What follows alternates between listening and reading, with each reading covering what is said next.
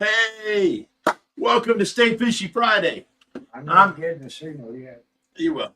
I'm your host, Big Rich, and this is our buddy Jerry and the Crypt Keeper. Thanks. You like it sometimes. Yeah. I'm sorry we're a little bit late. I was just telling Jerry how I was going to explain to him, and here's my explanation. It's all his fault.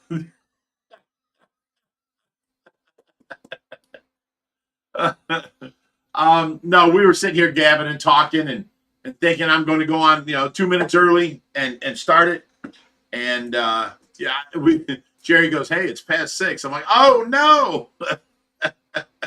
So we were sitting here gabbing. We weren't late. We were here. We're just gabbing. We were talking about Jerry's long hair and the hair that I used to have.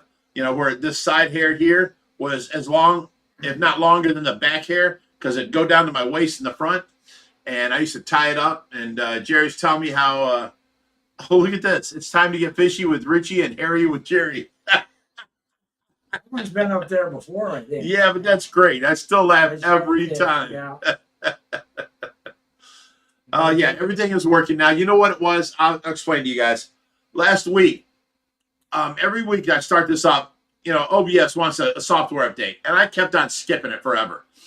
So last week, I forgot when I set it up in the daytime. I'm like, go ahead, update, boom, boom, boom, boom, boom, And then I set up the live stream. I never restarted the computer. You know how I fixed this? I just restarted the computer, and it works fine now. New drivers. It wasn't working with the old drivers, whatever, but it's all working good. So I'm confident on tonight. We're good. So far. Hair looks good, Jerry. Thank you. Terry Time's here. She's always number one on our shows.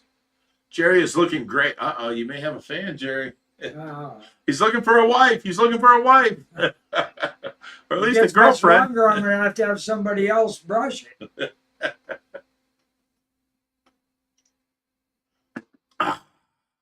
No, wait a minute. You're talking about Jerry's hair. It's half the length of mine. Come on now. You just can't see mine. Let me see if I can put some more, what do you call that, brightness in that main channel video there. I already look bald, man. Configure video. I got to tip my head forward so you can see this hair up there. Brightness. There we go. Apply. Okay. Now, that should look better. I had to glare on my glasses. Okay. In which part? Geez, oh no. All right. Let me go back here. Tyler Kerr, Jerry has headbangers hair. Yeah. Lorenz Gordot says, "In which part can I see Jerry in the movie Jesus Christ Superstar?" Oh no. I had a guy told me once I looked like the guys from Duck Dynasty. And I told you look him, like no, Uncle Si. I was preparing to be Jesus Christ for Halloween. Okay. Ricky Tillotson says, "Can I ask you a random question, Big Rich, please?" Of course you can. That's what this is for. Ask away. That's for super chats. Oh, here. Let me see if I can get this back to here. Okay. Hit escape, and then my button should work. Yes, it does. Okay. That's guy's family. All right. Ashley Smith that's his family says, "Did you find that package, Rich?" I'll answer your question in a minute, okay? Ashley Smith says, "How's the Cayman?" I don't know if that's spelled right doing.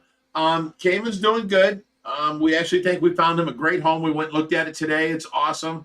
And because, of course, we're not equipped to keep one. Yes, he can swim in the pool. But see, they're nighttime predators, and they go out hunting at night. And they get out of the water. Well, he's able to climb out of the pool. So every morning we got to find him and put him back in the pool.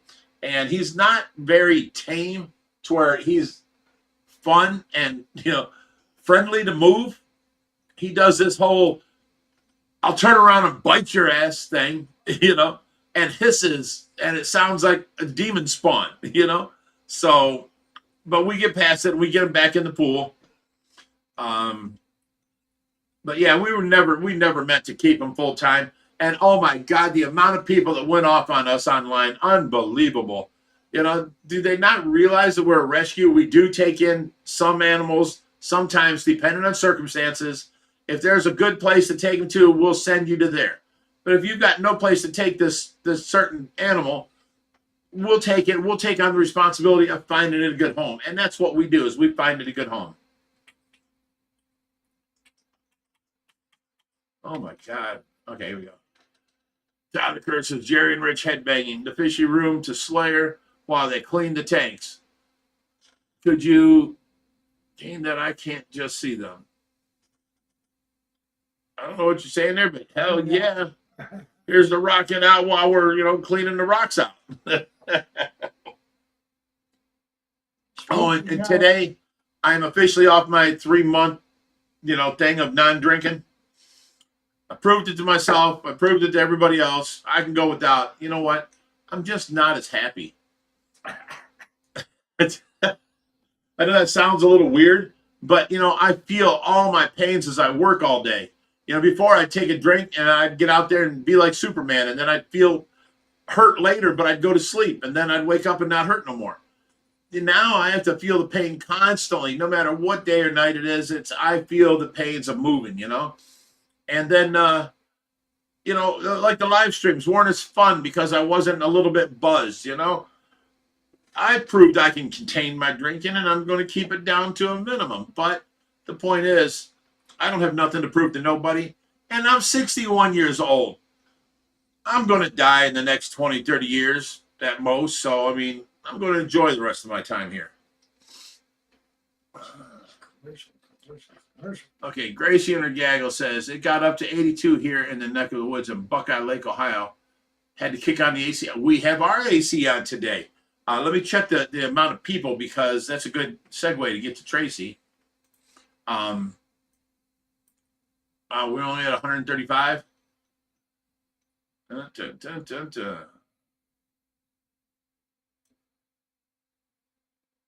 there we are there. Let me go over to here and move it over.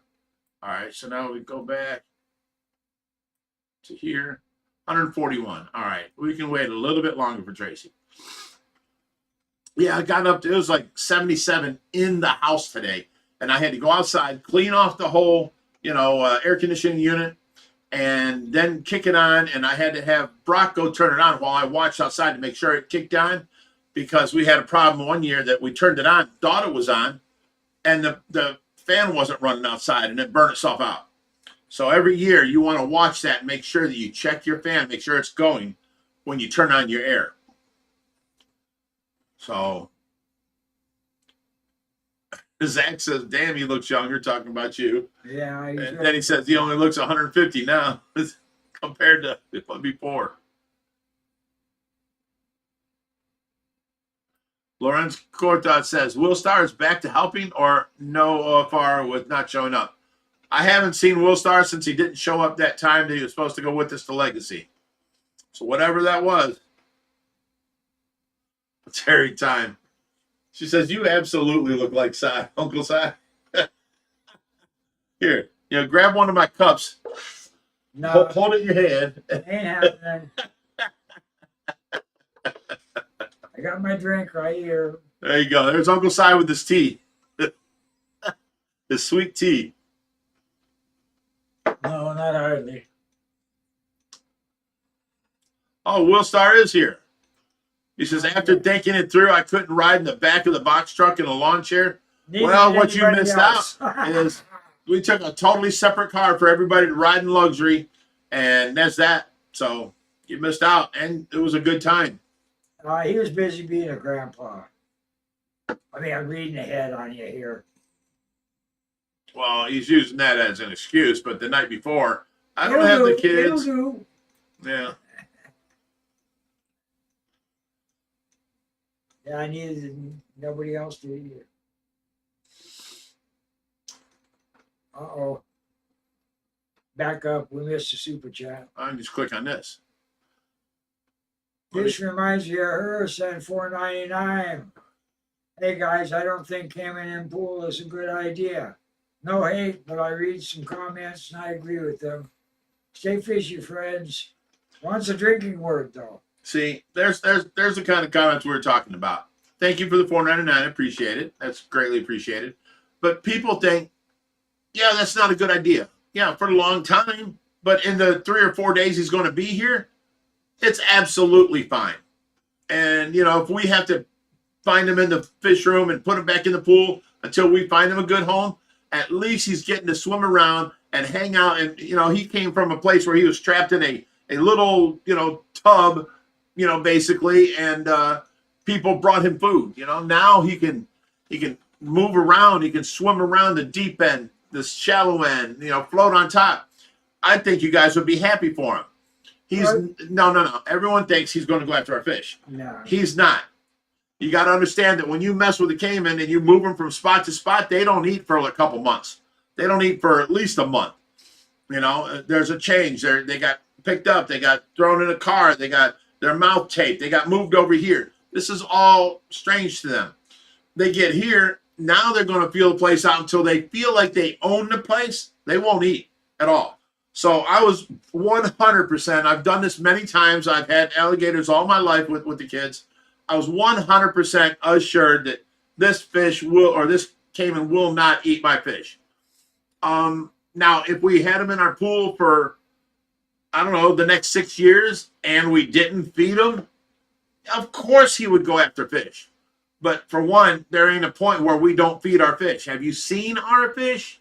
They are packed heavy, full. They're thick. They're not skinny. So we feed all the time, and he would have started eating that food. So, I mean, if we were going to keep him, it'd be no problem.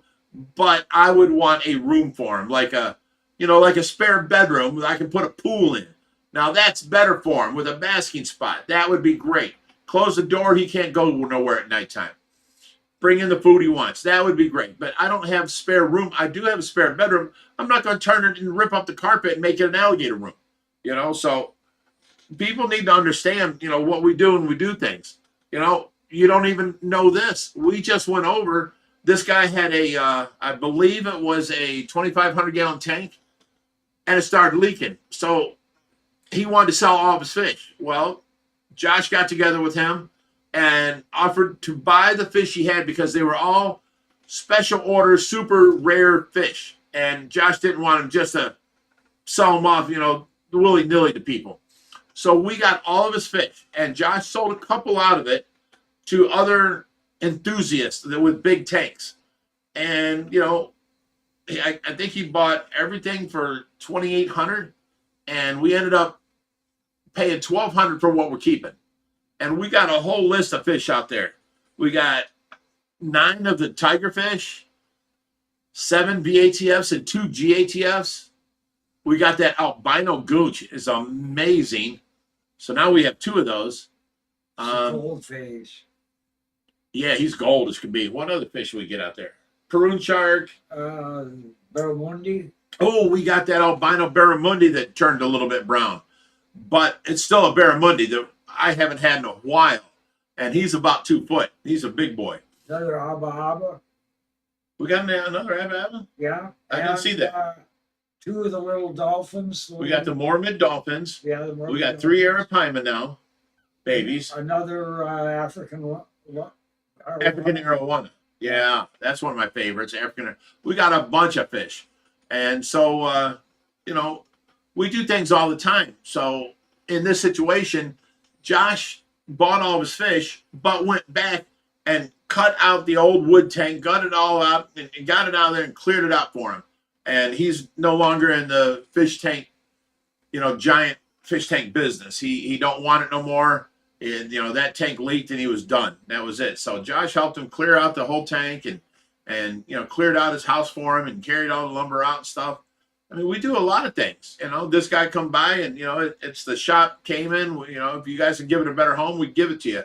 And we can. He's in a better home already just being in our pool. But, you know, long-term effects is a little bit different. So we went ahead and we found him a home. We get to play with him. We get to have fun and enjoy him for a while. That's all it is. All this hatred on the internet is ridiculous. You know, it's just Well, crazy. sometimes it sounds like we're making long-term plans, but you have to. You don't know how long we're going to have him. Somebody bring in remember those society finches? Little Oh, bitty yeah. finch Little birds. finch. What are we going to do with a cage full of society finches? We don't know. So we have to make plans for long-term habitation. You can't avoid it. If you're taking responsibility for that animal's health and welfare, you do the best you can.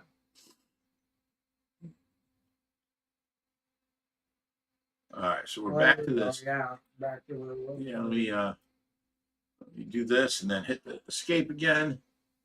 And then I got my arrows back. There we go. Tyler Kerr says, Will Star, congrats you. It's your first grand. No, he's got 2 grandbabies.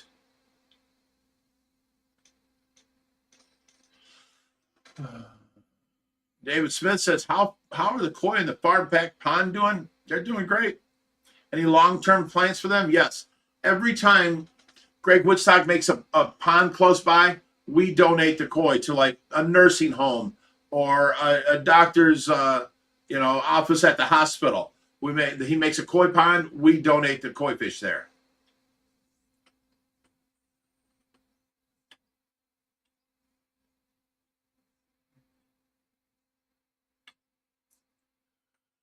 Carl M says, I can't wait for Greg Woodstock to come. And is he doing the back pond? No, it's not Greg Woodstock. It's Ed, the pond professor, is coming, and they're going to work on the pool. In fact, we got a lot of work done for them. I don't know if you remember, but on the shallow side, there was a rock wall. Okay. We took that rock wall completely out. And as we're taking it down, we're having to take out the white gravel fill behind it, fill that in 5-gallon buckets. And we got that whole rock wall out of there so we can put our stand in. So we're at the point now, the rock wall is gone. We took out the 2 power heads and everything and all the lights we found. And we're moving all the gravel forward so that we can put our stand down in there on flat ground and put the gravel back over it, covering all the flooring. Now, the poles going up the wall against the wall, you won't see because the new rock wall will come in about 2 foot out and go under the stand. The only thing you will see is the 4 poles going up to the dog bone stand. I'm going to cover them with universal rock background in like a circle. Now I'll have to sew it together in the backside.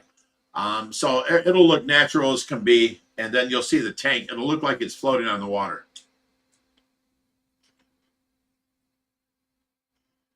That's Ken's family says, nothing wrong with a little drink. Well, let me show you this. Hang on, let me check this and check how many people. Okay, we're up to 177 right now. Usually we wait till about 200 for Tracy. Let me see here. Okay, we go down and then we move this over. Oh, no. Okay, move this back up. All right. There is 175 people right now. All right, well, let's go ahead and do this. All right. Now, the Vasquez family. Bless their hearts. Okay, I wish I could show you this, but I got in the mail and I opened it up and I'm like, what is this? And it's a drink cup. Okay, but let me explain to you. On the bottom of this, there's a picture of me skinny with my dog Goliath. Above that is me with my granddaughter. She's hugging me just so. Above that is a picture of me, Shaq, and Joshy. Next to that, there's a picture of Tracy with her prized koi. She loved this koi. It had the what's his name? Transformers. The red and black truck from there. I'm drawing a blank. But it had the insignia on his forehead. The Transformers insignia. It was awesome. And then under that's a picture of Tracy. And under that's a picture of me and Josh. And under that's a picture of me, Josh, and Tracy. And you turn it a little bit more, and there is a picture of Tracy there. And then a picture of Jerry's on here. And then you got a picture of me and Josh. And then my son Josh at his graduation from college with Tracy. And then This picture is a picture of like, I don't know, the albino something I can't really tell. And then a picture of me playing guitar. And then there's a picture of me, Reaper, Skylar. Who's that girl? I don't know who that is. And then Joshy. That's it's your daughter-in-law. I can't remember her name. Oh, okay. I'm sorry, that's Brittany, but I know her as, Skinny. This was when she was pregnant. That's why I didn't recognize her. Okay, so that was Josh and Brittany, Skylar, Reaper, and me. And then above that is little Laura with the tortoise. And above that it says OFR Mermaids. And above that there's a picture of me in a mermaid outfit. I got bra, the blue hair, the mermaid outfit, and I'm holding Josh. He's got the blonde hair and the mermaid. And next to that is Reaper in his mermaid outfit. And then it starts over again. I mean, this is just amazing. And you take this top off here, and it's a solid, it's a great cup, and you can take the whole thing off and be able to pour big things in, ice and all that kind of stuff. So, and it's steel, it's metal, it's not cheap. This is a nice, solid mug with a carry lid. This is amazing. Thank you so much, Vasquez family. I felt the love in this. I felt the time it took you to put this together. This is amazing. And where'd you get all these pictures from? I'm like, wow, I haven't seen that in forever. And oh, look at this one. And oh, look at that. Look at Alora with the tortoise, She's just adorable. I don't know how they found all them pictures. So thank you, Vasquez family. That was amazing. I mean, I showed everybody, and I'm still showing everybody. That was one of the best gifts ever. I do appreciate it. All right.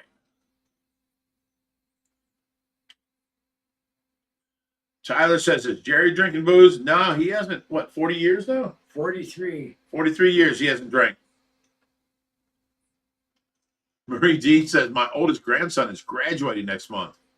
Wow. Harley Jem says, alcohol does numb the pain. Well, you've got physical pain, which I have every day that I deal with and go through. But then there's also the Tracy pain. I mean, nobody wants to be alone. And I got to deal with that. And it's easy for me to keep busy and not think about it. It's easy for me to take a drink and not think about it. And then, for this last 3 months, I'm sitting there and I'm like, okay, I got 4 hours I can sleep. And I'm sitting there and I'm just thinking all this messed up thoughts, trying to go to sleep. I don't know.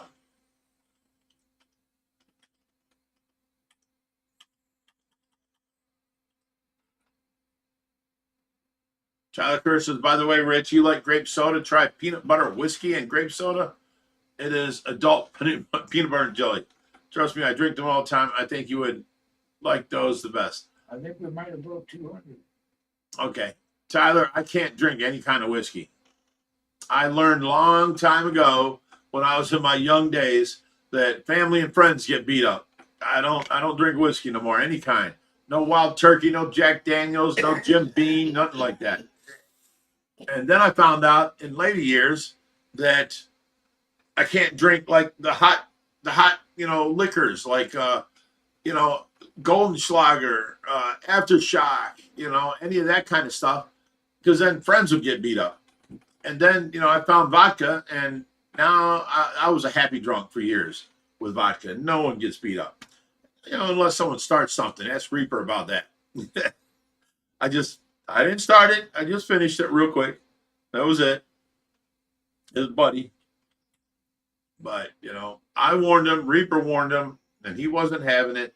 For some reason, he didn't like me. And the first thing he did, I met him. I said hello to him. And we're at Reaper's party out in the woods. And he rented an A-frame thing with a hot tub and all this. And we're drinking. Everybody's got their tent set up around it. We're staying for the weekend. And this guy comes up to me and tells me, hey, I just met him, shook his hand like an hour and a half beforehand. He's been over by the fire. I've been up in the house. We're getting jello shots together.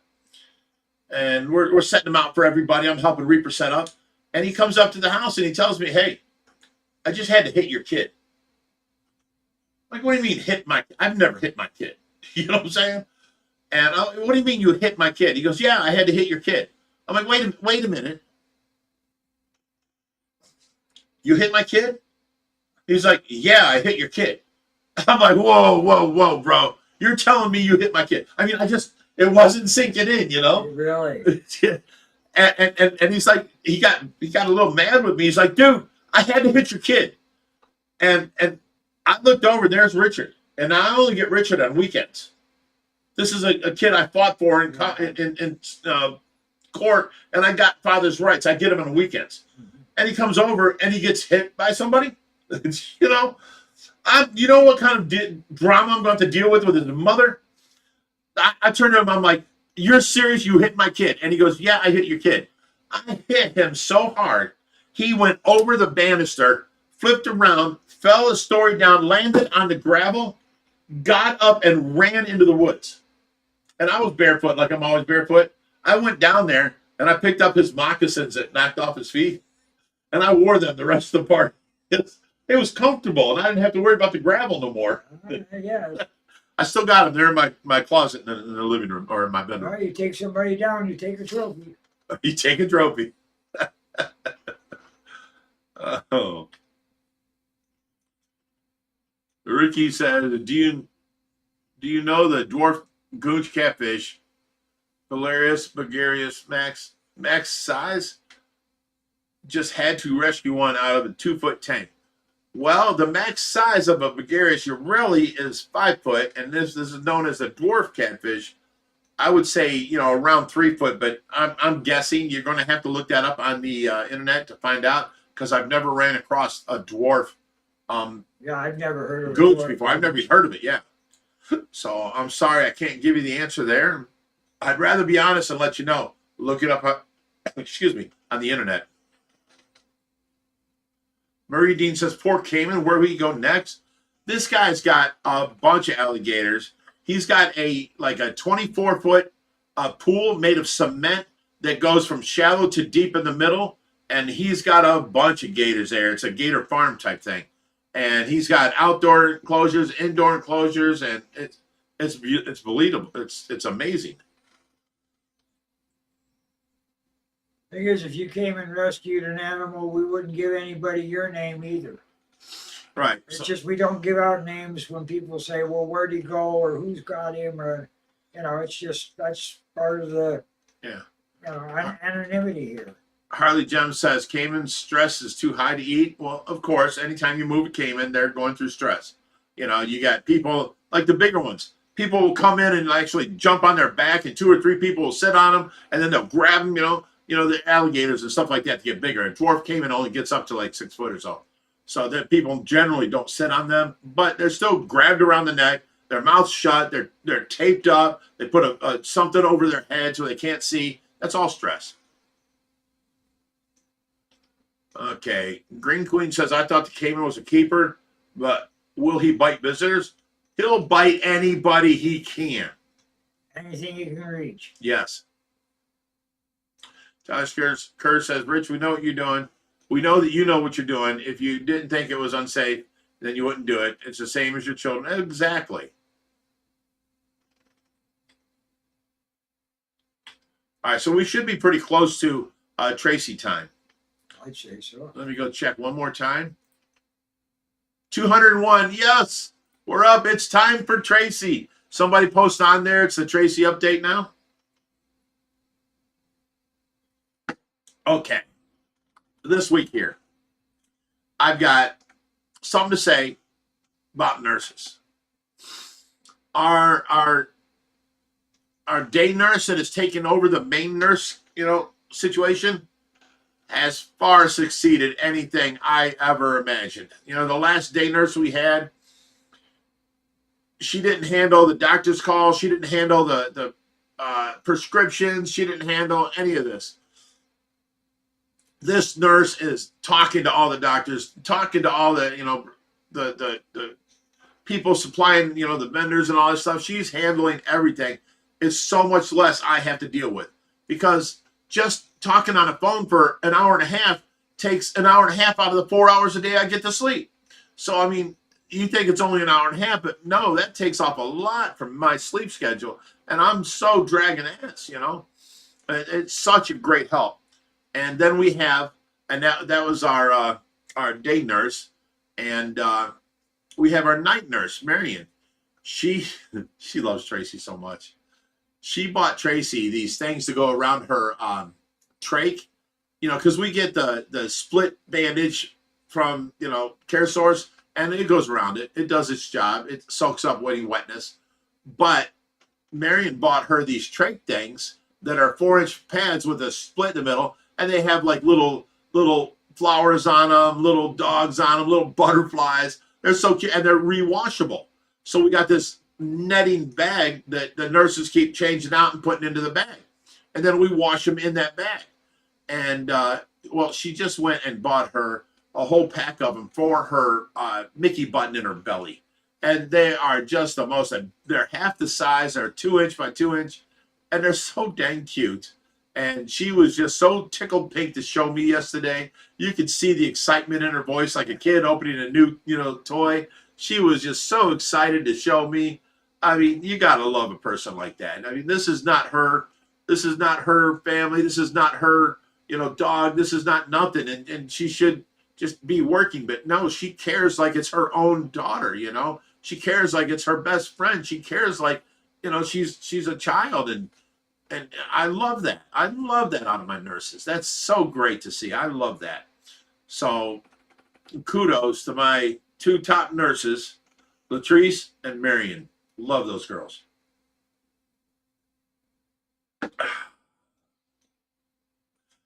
Next, let me see. Tracy, she's been so good all week long. She hasn't been sick. She hasn't been problematic. She's coughing up the stuff herself to where I have to suction her out less. And I'm not saying it's better because I have to go suction her out less, so it's less work on me. No, I'm still there every 2 hours. The problem, or the thing is, if she's coughing it up, I don't have to go get it and scratch up her internals of her esophagus. You know, it's just easier on her if she can cough it up herself. And she's been doing that all week, which, you know, good girl, Tracy. She's, you know, okay, for the people that don't know, she's on a trach and she's breathing in and out. And if she don't cough the stuff up and it falls out, goes into the bib, then we have to go in and get it. Well, the whole point is her oxygen levels go down, you know, and then the machine beeps at 90, you know, 100% to 90%. At 90, it starts beeping. And then we come out there and we suction her out and we get it back up to like 96 or so. And then, you know, an hour later, we have to do the same thing. Well, with her coughing it out herself and noticing, in other words, she's being more aware. She's noticing that she has to cough. She's coughing it out and getting it out, and we don't have to go in after it. Is what I'm saying is the great thing. She's more aware. She's more, you know, she's doing it on her own, which is much better than us taking care of her and doing it when we have to. So that was a amazing week for her. She's done so well all week long. She slept so good, and she's been up, and she's, you know, so like watching me and intent and looking, and, you know, she's so just like, she's so much more there. She seems more happy. You know, so to the point to where today it got up to 77 degrees in the house. And, you know, when I realized that, I went over and I checked out Tracy, and she was burning up. So we got no sheet on her. We got the fan on her. I had to go outside and I had to turn on the air conditioner. I think I talked about that earlier. So now the house is down to 71 and she's much more comfortable. And, you know, anything we can do to make our girl comfortable is a good thing. So let me see, what else has she done? I know it's a matter of no news is good news. She's been real peaceful all week. Peaceful. That's a good word. I like that word. She's been peaceful. It fits. It fits, yes. She's, I don't know. It's just been so much nicer when I walk in there and I see her and she's, you know, propped up in her chair and she's just sitting there going, you know, she's peaceful. As opposed to when you come in there and she's all red and she's trying to cough and not getting it out, and you're like, she's having a miserable time, you know? her hair's sweaty. You know, no. I love it when she's peaceful and she's just relaxed. That tells me she's much, much more comfortable than normal, you know? And with her being comfortable, she's more relaxed, she's more at ease. You know, I just love seeing that. Oh, but I will tell you, now a lot of people believe in dreams and all this different stuff. I don't really believe in anything I can't factually prove with my eyesight. But this week, I've had 3 dreams of Tracy, and they were so real. One time I ran out of my bedroom. You know, Latrice was here, and I think it was like 11 o'clock in the morning. I had just gotten to bed at 8, and at 11 o'clock, I wake up and I run through the kitchen and I run outside and I check the fish room. Because in my dream, the fish room had caught on fire. And I'm thinking to myself, oh no, you know, Tracy, we can't have the smoke in there and this and that. And I wake up and my eyes were all foggy and I couldn't really see the cameras. And I groggily ran out of my room and I ran out to the fish room. And there was no fire. There was no, everything was fine. But that was just one dream, okay? And that wasn't the good one. But the other one was I came out and, I go to check on Tracy because first thing I do when I wake up after I'm out of my shower, I go and I check out Tracy. How's she doing? And, there was no nurse there. I was like, what's going on? There's no nurse. And next thing I know, I don't see Tracy. I'm like, what is going on? And I see the curtain move because I got curtains on each side of her so nobody sees her, you know, the people in the bedrooms or the people in the kitchen. She's got privacy. So I see the curtain moving and I look over and it's little Tracy. And she's shaking. She's scared to death. And you can tell she's like, you know, who are you? Blah, blah, blah. And I look at her and I go, Tracy. As soon as I said the word Tracy, she looked up at me and she recognized me. And she ran at me across the room, jumped up, gave me a full body hug like my granddaughter does, you know, and just like so happy to see me, you know. And, you know, we went on and I was showing her about her pond and everything else. And I'm telling her everything we've done was, and I woke up and it wasn't true. I was so upset. It was so amazing. It was just so amazing. And, I come in there and I'm almost in tears telling Latrice about this dream. And it was so amazing. She was back and everything was good. And, then I have this other dream where I'm sitting there and I'm at the kitchen table. I'm playing cards and with Reaper, I don't know, some other people or whatever. And, this girl comes up behind me and she starts running her hair through her fingers through my hair like this from behind, like Tracy used to do. And I turned and looked and it's Tracy. And she said, I love you. And she reached out and gave me a kiss. I was like, oh my God, you're back, babe, this and that. And, it was just so amazing. And then I had to wake up again and find out it wasn't her. She's still, laying in bed. Oh my God. I haven't had, this many dreams about her in forever. And it was good. It was good. I wish I could give you the feelings I felt like a drug, the feelings I felt, I could pass them out to you guys. It was so amazing. It was just unbelievable. But I don't know.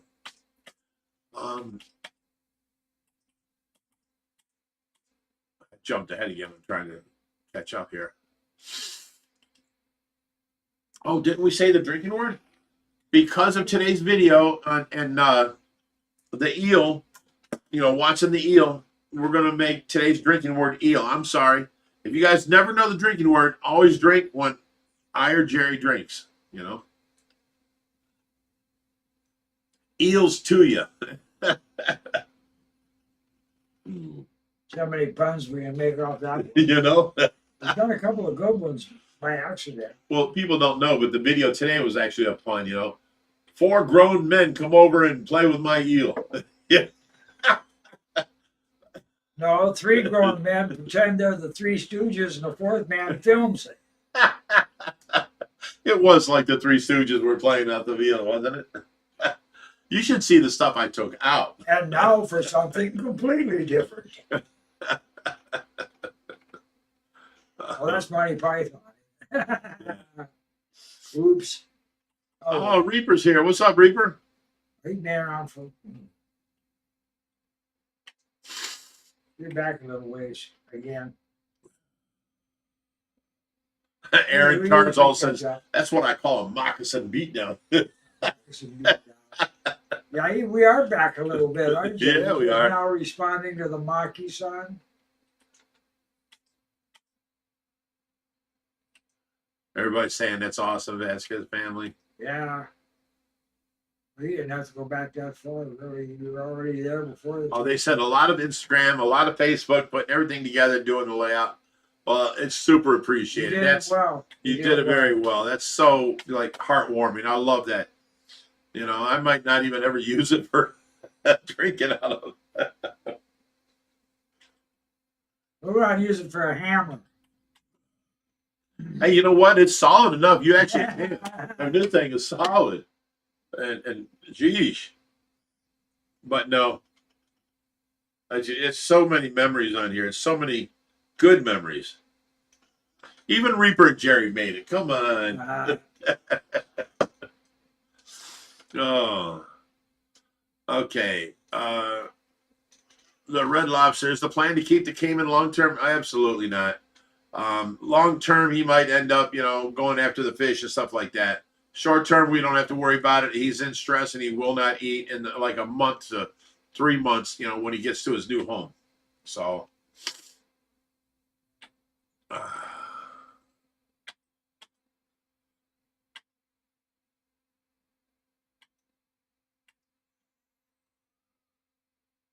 Holly Jem says, I love hearing the nurses doing a job and actually helping Tracy.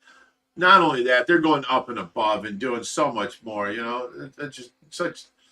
These nurses are like the great nurses. You know, I thought Mara was great, but I had so much drama to deal with Mara that this nurse, Latrice, has taken over her job and doing her job and not giving me any of the drama. I mean, it's just, I didn't think you could get better. And now we got better. Yeah, we're coming up to that one. You can click on that one up above and it automatically goes.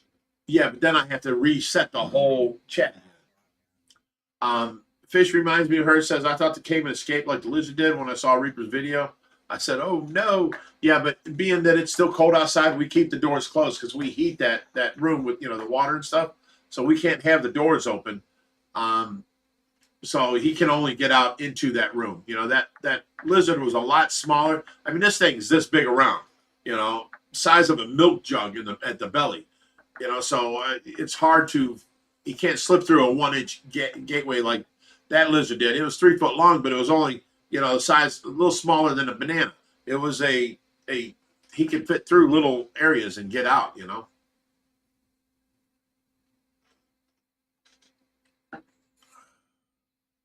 Bob Taylor says, I'm having to do numerous restarts to do better YouTube, for sure. Ironhead says, you should give the guy with the Cayman the Dwight tank. That Cayman would just destroy that Dwight Howard tank. They die in now, man, anyway. That's Yeah. not an environment for a Cayman. Yeah. And we actually have the Dwight Howard tank sold. So the guy was supposed to come over yesterday and put down money on it and going to pay us by the end of the month.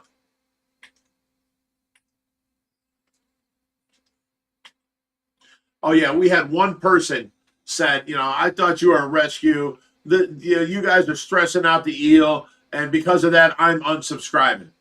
You know what I say to you? Bye. See ya.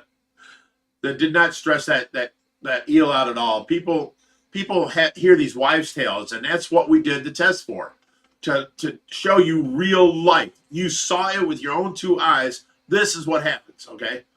You hear these stories, how electric eel kills 6 men, blah, blah, blah. Electric eel kills this person, that person. Okay. Unless you grabbed it and like grabbed it in its mouth with your thumb and held onto it and got shocked that way, I really don't think they can kill you. We did test after test with this thing, and everybody touched it. 4 different people. And nobody, even Brock that touched Tesla before, said Tesla was way stronger. So another person said, Well, the eel puts out everything they have the first shot. That's absolutely wrong. That's absolutely wrong. I've seen them eat for 20 minutes straight, shocking the entire time. That blue light says OFR is just nonstop and just on the whole time. I'm throwing more food in. He's just eating like 10 pieces of shrimp one at a time, shocking the water nonstop. Now, the guy, and I can also break that by this, the guy that started this touched him first and said it wasn't that powerful. And then he was the last guy that touched him and said it was more powerful now than it was at the beginning. So they do not run out of electricity like that. They don't have a battery in them that you're running out of. You know what I'm saying? They produce electricity. They do not hold electricity. Now, if they were like a capacitor and hold electricity, yes, they'll expel everything out at once. A capacitor needs to be refilled. Electric eels do not. Oh, They yeah. produce and keep producing. They can completely control the voltage. So, I mean, what you get is a warning shot. That's when they hunt, they don't kill the fish with the voltage, they just stun them and then suck them up. Right. The only time they can put out enough current to kill you, we do not suggest you go play with your electric eel.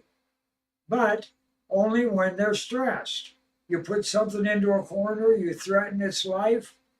It didn't take your life, you did. I mean, that's, you expect that. You respect it. That's the whole trick to it. Do your research, know your fish. Besides that, you want a condition to be able to handle it. You want people to walk up to the tank and have it be active, not running into the corner and hide. So it's used to you messing with it. If it's used to you sticking your hands in there and cleaning the tank, Right. Al Martino says, you guys are beyond fantastic. Well, thank you. Yeah. Marie Jean says, one day, Rich. In other words, she'll be back. Harley Jem says, that dream was a premonition. She'll be back. Aw. Yeah, we lose that super chat. Sean, it's coming up. Shauna sounds like, Shauna says, Tracy's communicating with you, Rich. Aw. That's nice. Tracy Gaggle says, she will be back, Rich. That's Tracy letting you know she's coming back to you. If only that was true. I mean, geez. Bob Taylor says, dreams can be very powerful in the moment and upon awakening. Lorenz Cortot says, eels, everybody drink. We call them paling smoke. They are great to eat. Oh, really? I would never think that. OG Foster said the video was fun. Raheem says, hi, everyone. Welcome to Stay Fishy Friday. Welcome, Raheem. Good to see you again. See you again, whatever you want to call this. Greek to me. Okay. Oh. Fish reminds me of her. Go ahead, Jerry. Thank you for the $4.99. Eel. I'm right with you here. I've already tore up off the liquor. Love the show. Can't wait for the new tanks to be wet up. You know what? That's Like coming your so attitude. soon. Yes. Love that attitude. Love that Thank you. attitude. Thank you, Fish. Eels back at you. Oh, no.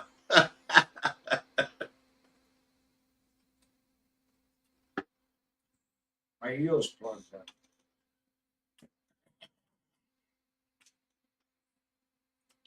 Tyler Curry says, you're a great man, a hard worker, and a great dad and granddad. I'm sorry that all this stuff happened to you and your amazing wife, Tracy.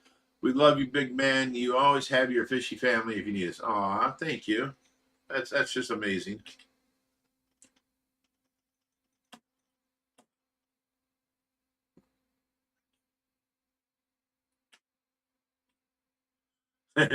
N.E. Dasher says, that tank is always sold. No one shows up.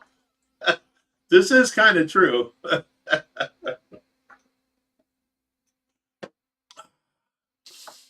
Okay, a little bit of other news. You guys will not be seeing Skylar here no more. Her brother's here all the time, so he's going to stop in tonight. He's going to be back here. He was here all day helping out, and we worked our butts off today. I mean, I had a nurse, until 3, and we worked from early this morning till all the way to 3. We busted butt. We got a lot of stuff accomplished. But he left to go get some food and some other stuff, and he'll be back. So probably Jem says the people that died most likely had some sort of heart condition. It's possible, you know. Oh no. There we go. Black Lab Shepherd Mix says, hey guys, I'm new here. My question is, I'm from Pool 13 in Miss River area. I saw a schooling gar last year. I've always thought that they were solitary. I've caught eel. Do you have this type? You know what? We noticed that our gars pair up. You know, you might have 2 gars trailing a female, and they'll spend, you know, what, 2 weeks together, and then they go back to being solitary. Each other around the tank. Yeah. When they come in looking for goodies when you're swimming, they all come in. It's a little spooky if you're not used to it. Raheem says it's a little hot here in Goa, India. Yeah, I Well, you know what? So, yeah. Imagine so, but let's not complain about the hot when we just got done with all that cold. We finally had a nice day. Oh, Koimar says, Jerry, stop that vaping, man. It's not good for you. Oh. No. Oh, I appreciate his concern. I agree 100%. After surviving cancer and the COVID and all of the other crap they've got out there, and the doctor's trying to kill me, I'm going to live out the rest of my life the way I see fit, and I'm going to enjoy it. So that's why I'm here. I'm retired. Lawrence Courtauld says Paling is Dutch for eel, and we smoke eels, and they taste great. I've No tasted shit. it, but I don't remember. I know that I tasted it or ate and smoked eel. Matt LeMay says sober 8 years and almost driven to drink over the landlord. Oh no! Can't Don't do tank that. much more. Our kitchen is completely underwater. Oh my God. Bad deal. Bad deal. Yeah. Sorry to man. hear that, brother. Just choose not to right now. Well, you know what? Do something else. You've got a lot of health problems, so I wouldn't suggest going back to drinking. No. I didn't stop drinking for health problems. I stopped drinking because, you know, Skylar stopped drinking. She was my friend, and she comes by here all the time. And, you know, so I stopped drinking to show her that I can do this with you. And, you know, now she's got a third job, so she won't be around at all for probably the whole summer. She had to pay another $2,000 for her car. She took it to a shop, and she got hit up with all these charges. So she's, you know, crying about all this money and this and that. So she won't be around for a while. So, you know, with that and the fact that I was able to stop for 3 months and, you know, I didn't sneak or anything like that or felt the need, you know, I like drinking and I choose to drink. I don't have health problems like that. So I can drink, you know. If it was a fact of I'm still drinking after my kidney shut down, okay, then I've got a problem, right?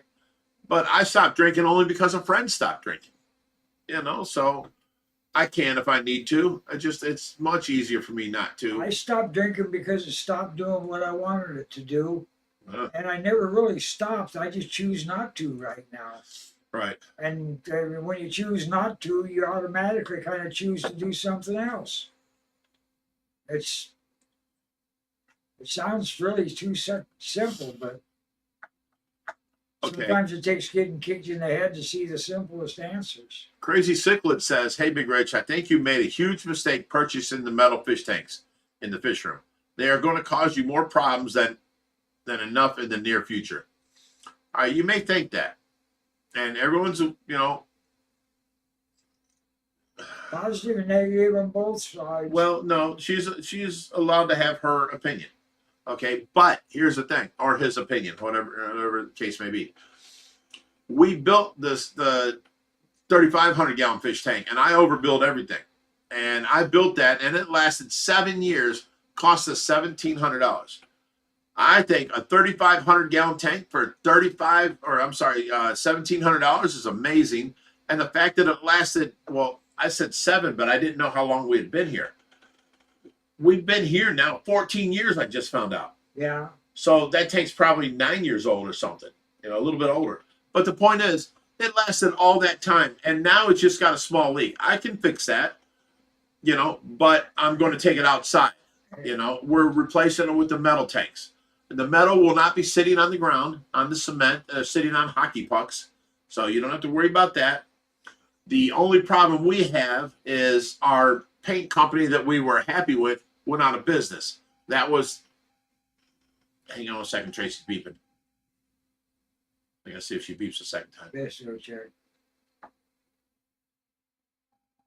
Yep, she's beeping. Ouch. All right. That means she's low on The oxygen. only real problem I see with the metal fish tanks is the insulation value. And in the room like that where they're going, that's not a big factor. With approximately 80 to 81 degree water coming into it, our heater runs at 86. By the time it gets to the tanks and everything, it's about 81. And we heat the air in that room. Insulation isn't a factor. You know, it will cool down faster than we would like a regular tank to, but that's just part of what you get. You have to have structural stability. It doesn't. I don't know, man. You're dealing with such an alien environment with water anyway. And it's part of my beauty out here is figuring out how the fish see the world from their side. They have sensory systems that we don't never understand. You know, especially those little electrical fish. Like the Mormon dolphins and stuff. Yeah, I mean the lateral line system. They have so much sensibilities than we do. Okay, so let's go on back to the metal tanks now. In our fish room, they're sitting on hockey pucks. They will not rust. They will not transfer from the metal to the cement, the cold or nothing. Okay, so you're insulated there. Our fish room, we heat that room at 84 degrees in all the tanks. Oh, did you? Okay. Repeating the conversation, Okay. yeah. So I'm not worried about the temperature of the tanks or any of that. The only thing I'm worried about is the Interseal 670HS, which lasted 7 years for us on this tank. And trust us, we tried pond liner, pond shield, all these, you know, gimmicky things, and none of them worked right. They all, like the pond shield got hard as glass, and it would, as soon as the tank would move a little bit, it would crack off. You know, they're just terrible products. So we like this Intersealed 670HS because it was what Ohio, the government used for painting the bridges and keeping them, you know, waterproofed from the rain and all the water and stuff. Plus, it was also used in potable water conditions for human drinking, so it was safe. But that company went out of business, and we don't know where to get it now. So we've had to open up and try and get new companies to do this. So you're saying it'll be a problem, but I'm saying the wood, if there was a little leak, it gets wet and rots like a month before it starts leaking and showing you that there's a problem. And then you seal that. Well, the wood's already rotted. Then you get another hole or something like this. 3000's literally been breathing for the Right. last few months. It has got a bunch of spots all over that have gone bad. And now to save it, I'm going to have to take it out in one piece, take off all the 3/4 inch plywood on the inside and resheath it. And then, you know, get it hooked back up, replace any of the 2x4s that are rotted at all, and then re-screw it, do a whole lot more to it, reinforce it some, and then get it back up and running. And it might last another, 7 years. But I'm doing that outside now around the pond. So it's not going to go to waste, and I'm not cutting it in half like Josh, suggested. It is going to be used again. So we did not make a mistake. That metal will not bend. It will not, give away in time. It's great. Just like my fiberglass reinforced 4400 doesn't give us no problem. And I wish I had the technology to make that tank again, because I would make all my tanks like that. I don't. But what about those old tanks you bought at auction? SeaWorld or Sea? them are the same thing. Them are fiberglass reinforced plastic over plywood. So they're sealed plywood, basically, which is the same thing. You know, I can make any kind of frame, whether it be metal, wood, whatever, and then seal it, and it would be great. You know, them tanks give us no problems. So yeah, I don't see it as we made a mistake. You're seeing, oh, you've got metal in the fish room, it's going to rust. No, we scraped it down to bare metal. We used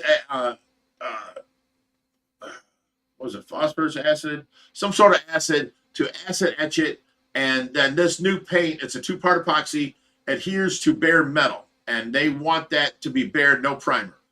And you know, we coat it with that, and it's good. We've tested it; it works great. We're going to cover it so no metal will ever be showing. The metal is encased in a two-part epoxy.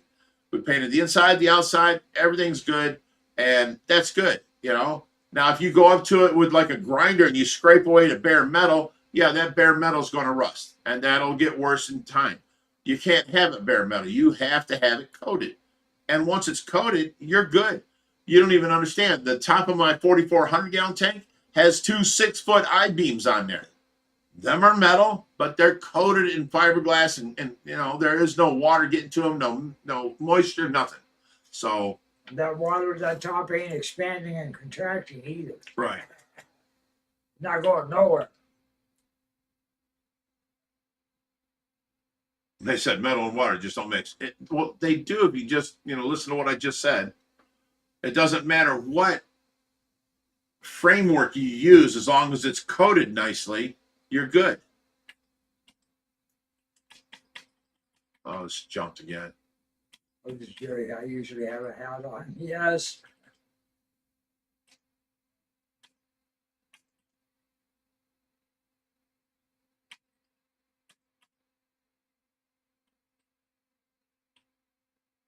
Nice and sunny in England. Very nice.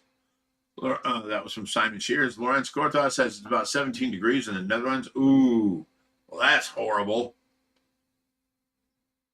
In the Netherlands, Move south, my friend. I mean, for the Netherlands, I suppose that's a balmy day sometime. You know? Steve S says, why no Skylar ever again? I didn't say ever again. But this summer, she's taking on another job. So it's her third job. She's just working, trying to get out of debt. So she ain't going to be here for a while, I meant.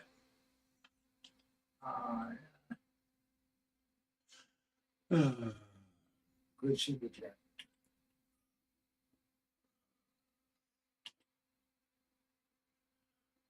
Ralph Gameplay says, much love to your family, Rich. We love you and Tracy. And can we have a shout out here, Rich, from the Otazu family here in the Philippines? One of the avid fans. Love you guys. Well, there you go. Here's a shout out from me and Jerry. Welcome to the channel, Otazu family. Otazu, did I get that right? In the Philippines. No, which reminds me, we have another shout out here we got to do. Let me go to my work list. There we go. Let me give a big, and I hope you're watching, a big shout out to Donna and Nate. Donna wants Nate to know that she's the best girlfriend ever because Nate loves this channel. And she got a hold of me and said, if you do this, Nate will think I'm the best girlfriend ever. So, Nate, we already think you have the best girlfriend ever. Here's a shout out to you from OFR. Donna and Nate.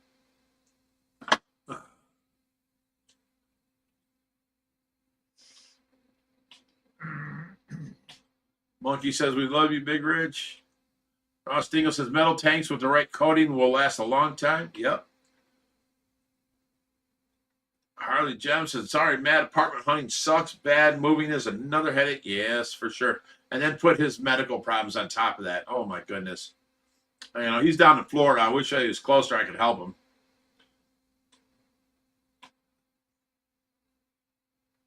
Discus Fish Guy says, can you ship rehomes? We haven't got into shipping yet because we haven't needed to. So we have no supplies. We have no, you know, account at the airlines or nothing like that. We have no space. And no space, yeah. We had that much space, we'd make room for the Cayman. And we would keep them.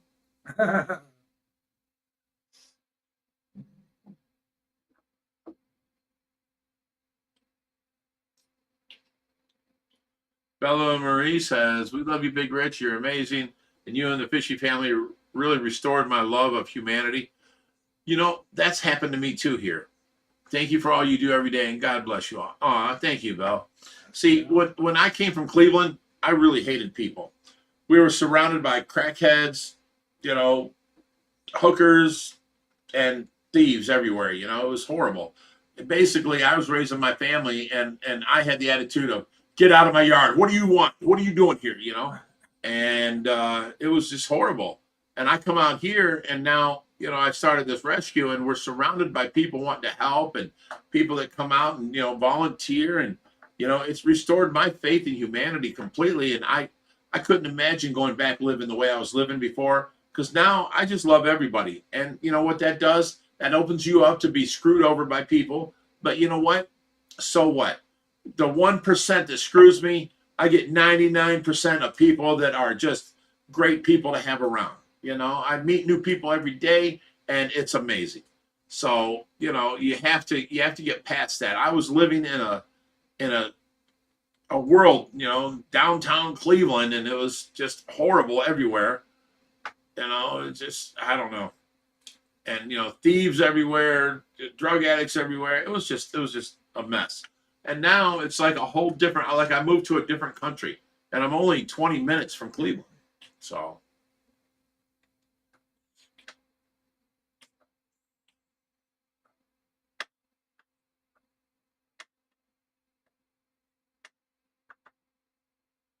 okay, crazy cichlids is still trying to argue their point. It's one thing having coating on tanks, but with you guys being a rescue and constantly taking fish in and out of the tanks will get scratched more than enough with nets and decorations.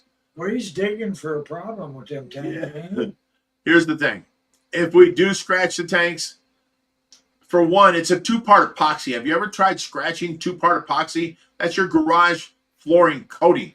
I painted my garage 10 years ago, and it's still there, and I've never chunked up a piece of paint at all. Two-part epoxy rocks. Two, nets and stuff being moved in and out is not going to scratch anything under the water. And when we do pull them out, it's possible, I think maybe, that it could scratch an edge up out of the water trying to get the fish out while they're freaking out. But we can repaint that, no problem. If you see a little rust spot, you take your wire wheel to it, you bring it down to bare metal, and you put a touch of paint on it. It's covered. You're good enough. It takes so much energy to damage that coating that there's no way it can sneak up on you. If you damage it, you're going to know it, and you can repair it easily. Okay, I'm at the bottom here. You talk for a minute. Tracy's beeping again. Oh, okay. I think it's just. We'll jump past Jimmy's. I'll be right back. I'm coming, honey. Sorry, Jimmy. We bypassed your super chat, $5. Finally got a Friday off. Normally have to watch on rerun after work. Well, glad to have you here with us again. You stop by, man. The drinking word is eel. Eel to you.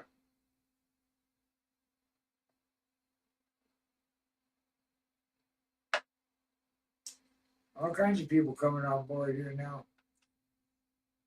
Anyway, yeah. I never know what I'm going to run into around here today, so it's on a daily basis, whatever you do. I take care of the fish. I do research. I observe. One of these days, I'm going to convince them to let me escape out of the tank nice. But it's going to be interesting. And he's back. I don't need no introduction, Jerry. All right. I don't think I'd want that introduction.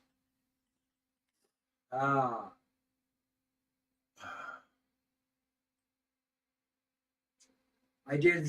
Jimmy Cheesley had a super chat tonight. Oh, Jim's here. Hi, Jim. Yeah. You skipped over it. And, or hadn't got to it yet, whatever. So I took advantage of that while you were gone. See, Franny got a Okay, Friday Simon off to Shears listen to. says, personally, I would use box weld liners which fit the dimensions of your pond, pool, tank, or whatever, and last a very long time. Most quality rubber liners come with a 25+ year guarantee. Here's the problem with them. You're going to have sweat, moisture in the water behind the liner, and it will get immediately to the That's even worse. the metal. Conditions, yeah. You're right. So I'd rather have a 2-part epoxy coating on the metal, not letting it touch any of the water. Plus 50% of the fish that we handle around here would damage the liner anyway. Oh yeah, you get a iridescent shark hits the side, Yeah. his mouth is going to make a slice in that liner, Yeah. even a 60 mil. The Pacus just keep tasting everything anyway. It's just. OG Foster says the fish tank bad idea in a mobile home. Well, mobile homes are made relatively cheap, where you should have now. Listen, this is serious. I'm not trying to put down anybody's thing, but where you should have an I-beam of like say 12 inches, they've got like a 6-inch I-beam going across. Or you should have 12-inch on center. They have 18-inch on center. They're made lighter duty, so you can have a fish tank in there as long as you make sure it's not a constantly steady leaking fish tank that'll rot your floors. As long as it's a lighter fish tank, like 55, maybe 125, depending on which way the joist runs and which way you have your tank standing. You don't want it on one joist the whole length. You know what I'm saying? But if you've got 10 joists going across the whole length of your 125 this way, it could sit against that wall. So you just you can't have it as big in a mobile home, I wouldn't say. It depends on the stability of the tank and the stand and everything. You consider the flooring under the tank as part of the tank. It only has to support the tank.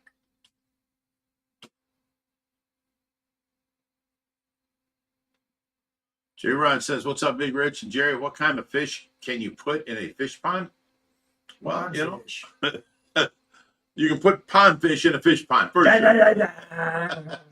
No, Pondfish. it all depends. I mean, is it indoor? Is it outdoor? Is it deep? Is it shallow? Is it going to be open to cold or not? I mean, I can't answer that. Size of the pond. Outside, I have koi in a small pond, and I have koi in a huge pond in the back, and I have more koi in another huge pond in the back.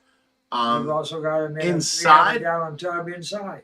I have a pond inside with all fish that needs 80 some degree weather, found around the equator, so.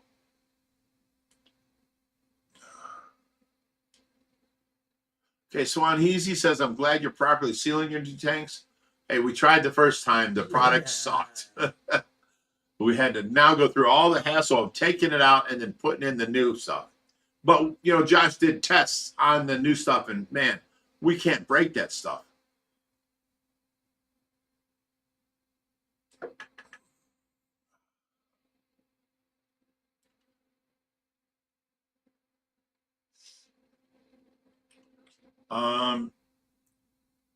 Dominic says, "What diseases, if any, have you had in your rescue?" We've gone through everything from one point to another, but I would say the worst disease we ever had was what was the name of that? That's septic. Yeah, where the fish turn septic, but it's made from it's in their bloodstream, and the only time you can tell, because they stop eating and they look fine from on the top, but they start just sitting on the bottom, and they have red streaks on the bottom, and their butthole gets really big. It's I can't remember the name of the disease right now. It's some kind of septicemia. Yes, but the only way to get rid of it, if you notice it early enough, is by injections of antibiotics. And that's hard for anybody to get. So we got a vet that we work with, and we let him know. And, we can get this, but by the time we find out that this fish has got this, it's already too late. His whole body is like mush, and he's ready to just die. So, I mean, I can't remember the name of it. It'll just pop to me here in a little bit. I'll let you know what it is in a minute.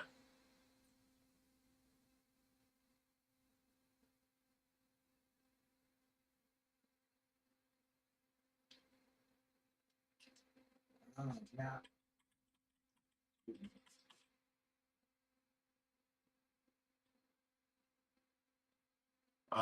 Matt LeMay says, didn't Josh even paint a rusty thing with it? Yeah, he tried a few different, like 6 different objects and painted over rust, painted over paint, painted over bare metal, and then tried to scrape it off.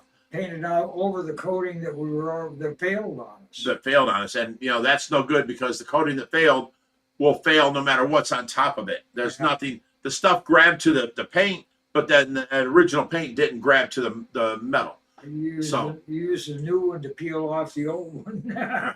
So Josh tried everything and took a wire brush and tried grinding it off and this and that. And we found what works is the new paint with no coloring in it. And because the new paint worked good with coloring, but it's not as strong as the paint without coloring. So we know not to color it now. But we can, and here's how Josh got it past me, because I don't like the color of that paint. We'll paint the inside coating with this paint this way. And you can go back, you can cover the bottom with gravel, you can cover the walls with, what's that called? The fake rock background from, what's the name of the place? I don't know. Oh, come on, they donated us some stuff and I can't remember the name. Ozempic rocks or Olympic rocks, something like that. But anyways, you get this rock stuff and you can silicone it onto the back wall. And then we don't have to worry about what it looks like. It's just there as a protective coating. Septicemia. Thank you. Isn't that what we were saying? Yeah, you said septic, but it didn't. Well, I said it's some kind of septicemia. Oh, did you? I didn't hear that. No big deal. Yeah, septicemia Thank you is. for clarifying it. Thank you. Yeah. But everything that was contacted with it has to be salted and vinegared down. That's horrible. It's a bacterial disease that eats them from the inside out, and you can't get rid of it without, a syringe of antibiotics. Yeah, watch out for by the time you get those stringy red lesions, it's already too late. Right. And you don't see them because they're underneath them and they don't move, and you don't see their undersides. So that has been the worst disease we've had to deal with. Everything else we've been able to fix, Everything else we're able to cure. We know what to do with. This one we don't see until. Have you seen that fish move in a couple days? No, I haven't. Let me go in and check him out. And you turn him over, and he's got red streaks all over, and his butthole's real big. You're like, oh no, it's already too late. That's why you go with observation. Your fish are acting listless, or there's something wrong. Your fish will tell you, and then you look for the cause. Why aren't Universal Rock? Thank you very much. Thank you. Universal Rock? Yeah, thank you, Matt. I told you it's something like this. Why couldn't you tell me, Jerry? Because I couldn't catch it either. That one word just eluded my brain for a second. Won't fall off the end of your tongue, Right.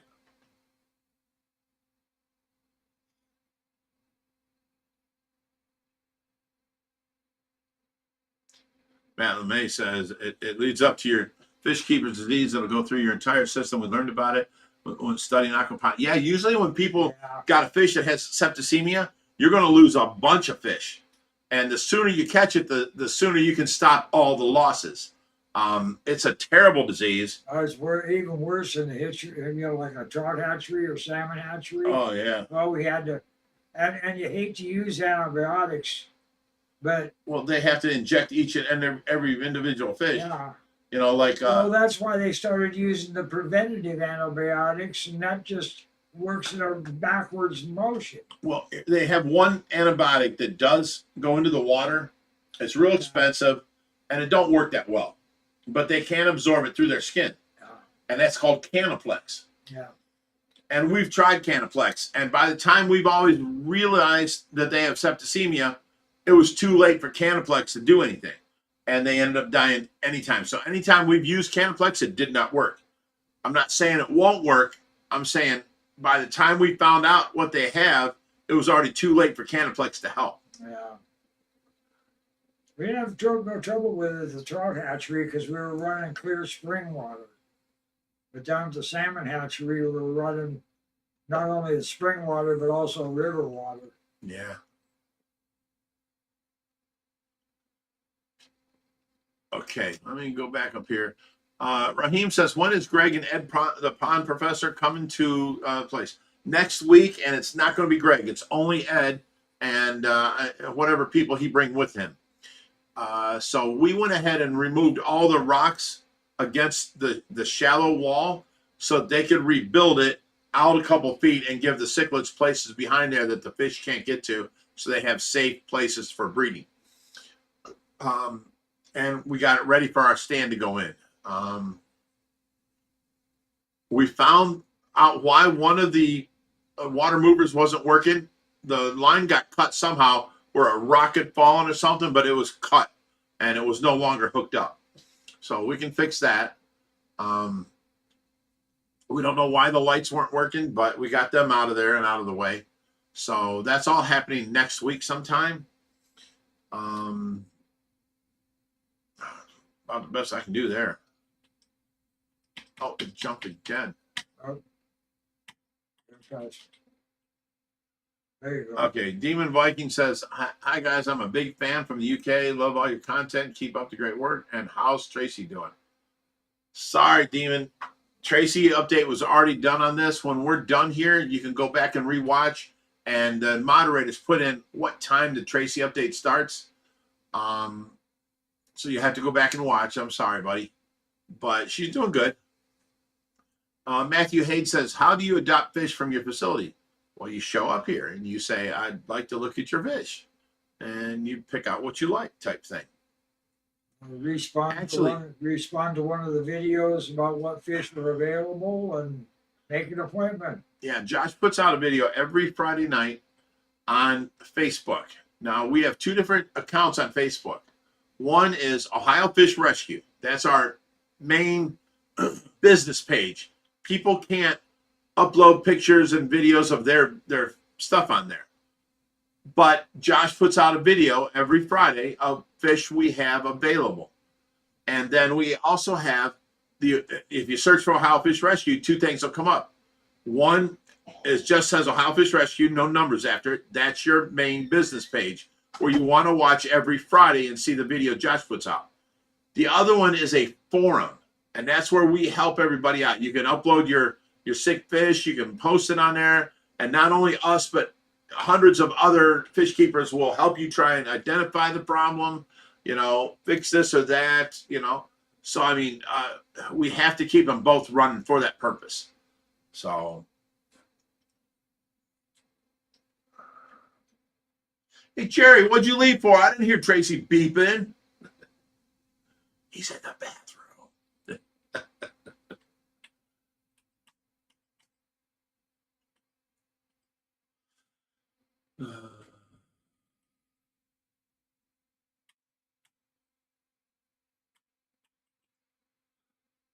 Tyler Curran says, depth charge, beers, brother.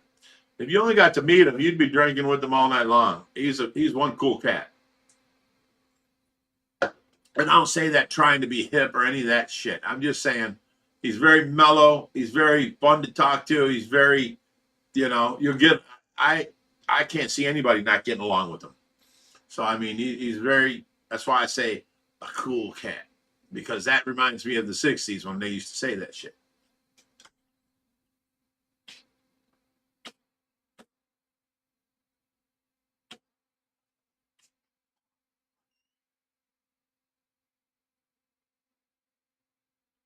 Oh, no. Matt LeMay says, kind of sounded like Ed was second prize, and it's not going to be Greg. It's only Ed. It is the wonderful pond guy, too. No, not at all. Ed is the one that does all the work, Well, I don't want Greg catches that one. I don't want to say Greg don't do work, because he does. But he kind of like headlines this. He sets this show up. He's doing this, It's his money. It's his thing. It's his, his podcast, his YouTube show, and he's like off in Europe or off in Guyana or something, and he said Ed's coming over and gonna fix that. we're like, okay, great. You know, Ed is the worker. Ed is the professor. He's the one that figures out what needs to be done at a job. Like if Greg can't be there, he will take Ed's word that, oh, this job needs this, it needs that, and it needs this. It needs a, you know, underwater filtration. It needs a, you know, this over here. It needs a, and Greg will just, you know, send the supplies because if Ed says it, it's true. So, I mean, Ed is the guy you want here. If Greg came by himself, it's more of a hangout, video conferencing. Let's see what we're going to talk about, what we're going to do, but nothing really gets done. You know what I'm saying? Because we're doing video and we're doing conferencing, we're doing, you know, collabs. Ed is the guy that comes and does the work. That's who you want here.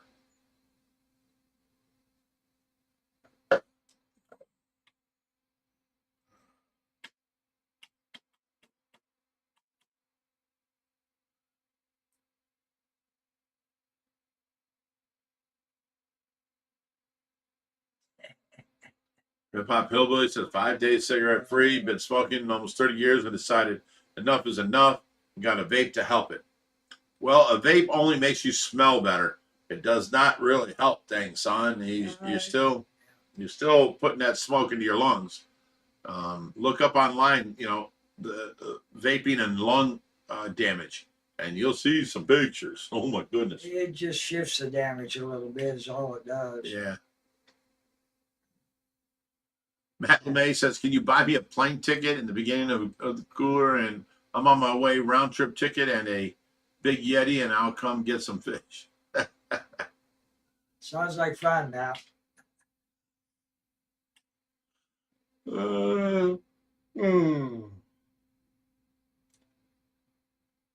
Stanley Painter says, hey, Rich, this is Matt's dad from Lima.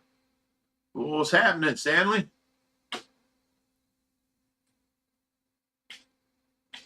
She jumped a bunch. Yeah. Okay. Harley Jim says, Greg wears the white hat. He's the big boss. Others in yellow, they're the grunt workers. Now, Dominic says, what type of brand fish food do you usually feed the African cichlids? We don't have a preference because we've never had a company that says, we want to sponsor you. We want to cover all your food costs. They don't send us food. They don't do this and that, you know. Every once in a while, we'll get a package from some company, but we want to be sponsored by a company that will keep sending food every month, and then we will feed only their food, you know. In the meantime, whatever people donate, like today we got a 125-gallon fish tank and some saltwater fish and a box of food, you know. Yeah. So whatever it is they bought, as long as it's sinking, I'll mix it in with my cichlid pellets, you know, and the cichlids get mixed up, and this is what I feed them. Basically, whatever comes in. So make sure they get the right protein and veggies for their environment. well, we're not feeding an 1,800-gallon tank full of, you know, spirulina. You know what I'm saying? We're feeding them sinking protein pellets, basically. So whatever comes in that is sinking, I mix in with them. Whatever's floating, we give to the koi outside. So, I mean, we don't waste nothing. Yeah, all plans subject to change.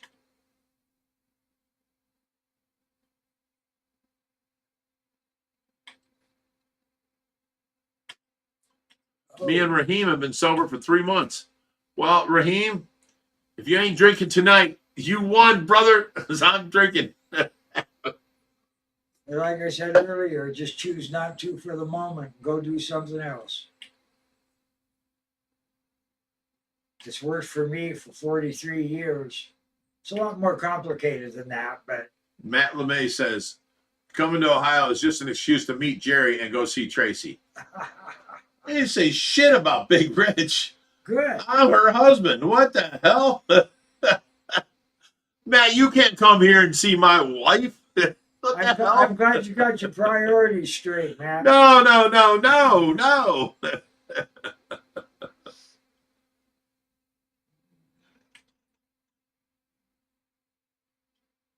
Stanley says he got locked up for was that 6 months? He says bad things happen to Matt. Well, you know, it's you know, Matt was a nice enough guy to me, but you know, when bad things happen to people constantly, it's because of what they choose and how they choose to live. You know, you're putting yourself in these situations that turn on you. You're putting yourself into situations that can go bad. You know, I haven't been in jail for a long time because I surround myself with good people.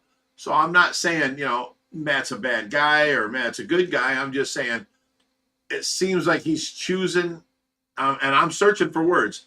It seems like he's choosing how he's living because of the things that keep happening to him over and over. You know what I'm saying? I don't know if you understand that. And I'm not trying to say anything bad. I'm just saying that, you know, if he would. Keep beating his head against the same wall. Yeah. I mean, he was a nice enough guy to me, you know. And I like Matt. We did some fish dealings and this and that. I try not to look at things as good or bad because that puts a label on it. I can't see through the label. So it's just another teaching. What's in front of me is what I'm supposed to be dealing with. So you've been dealing with Big Rich for how many years now? You're supposed to be dealing? More than 2, yeah. You're supposed to be dealing with Big Rich? How's that working for you? I guess I've accepted the fact I'm supposed to be here. I guess so. I've accepted the fact that you're supposed to be here.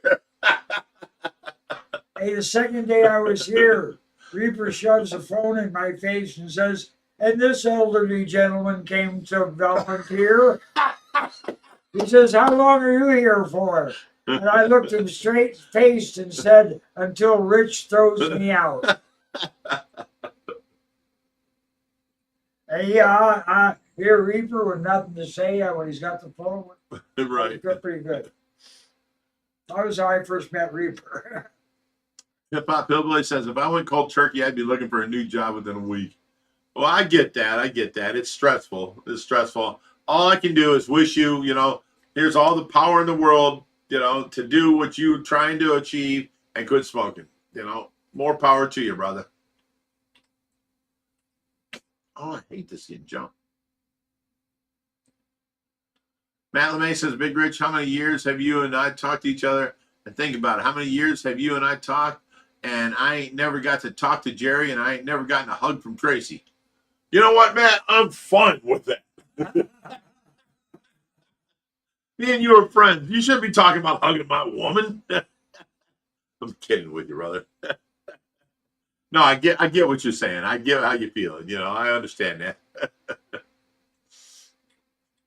Oh, Stanley says Matt is worried more about his wife. I didn't know he was married now. How long's he been married? Well, it's been a couple years since I've seen Matt. You know, yeah. I don't know. I don't know what's going on in his personal life. Thank you, Sue Ann.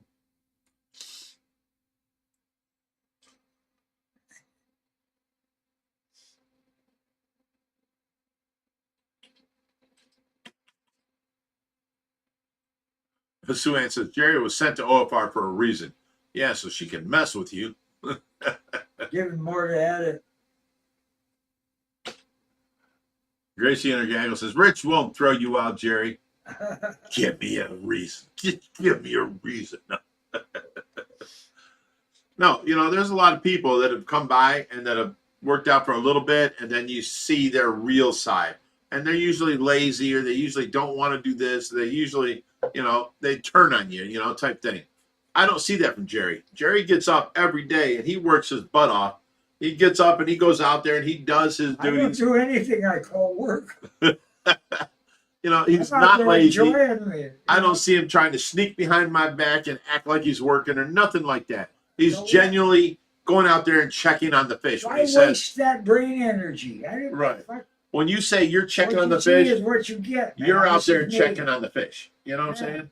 And I don't have to because Jerry did. If I'm out there sitting on the deck having a cigar, that's what I'm doing. I'm out there having a cigar.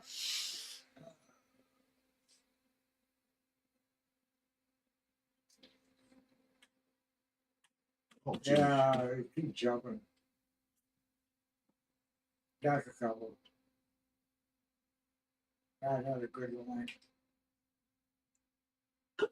Matt LeMay says, I'm never forgetting you, Big Rich. You and I were there for each other when Brian Barczyk passed away.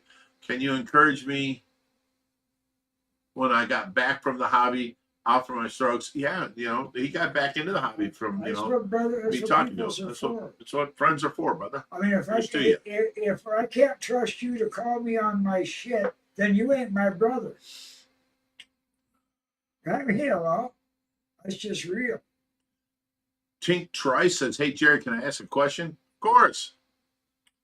You asked him. I didn't say yes. You can answer a question. He said you got to retire someplace.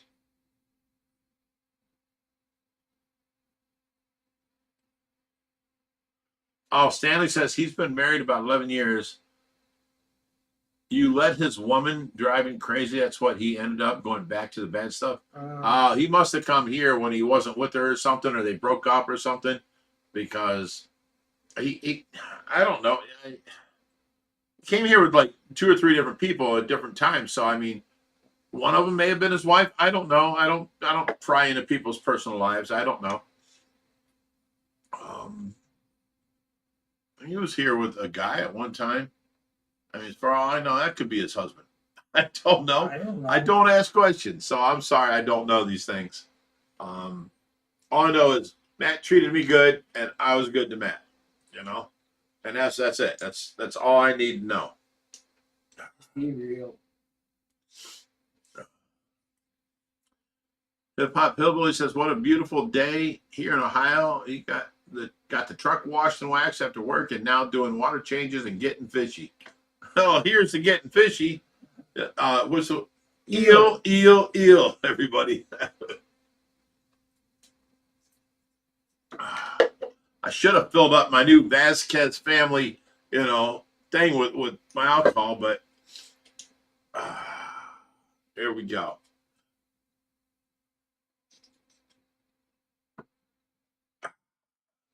Getting low.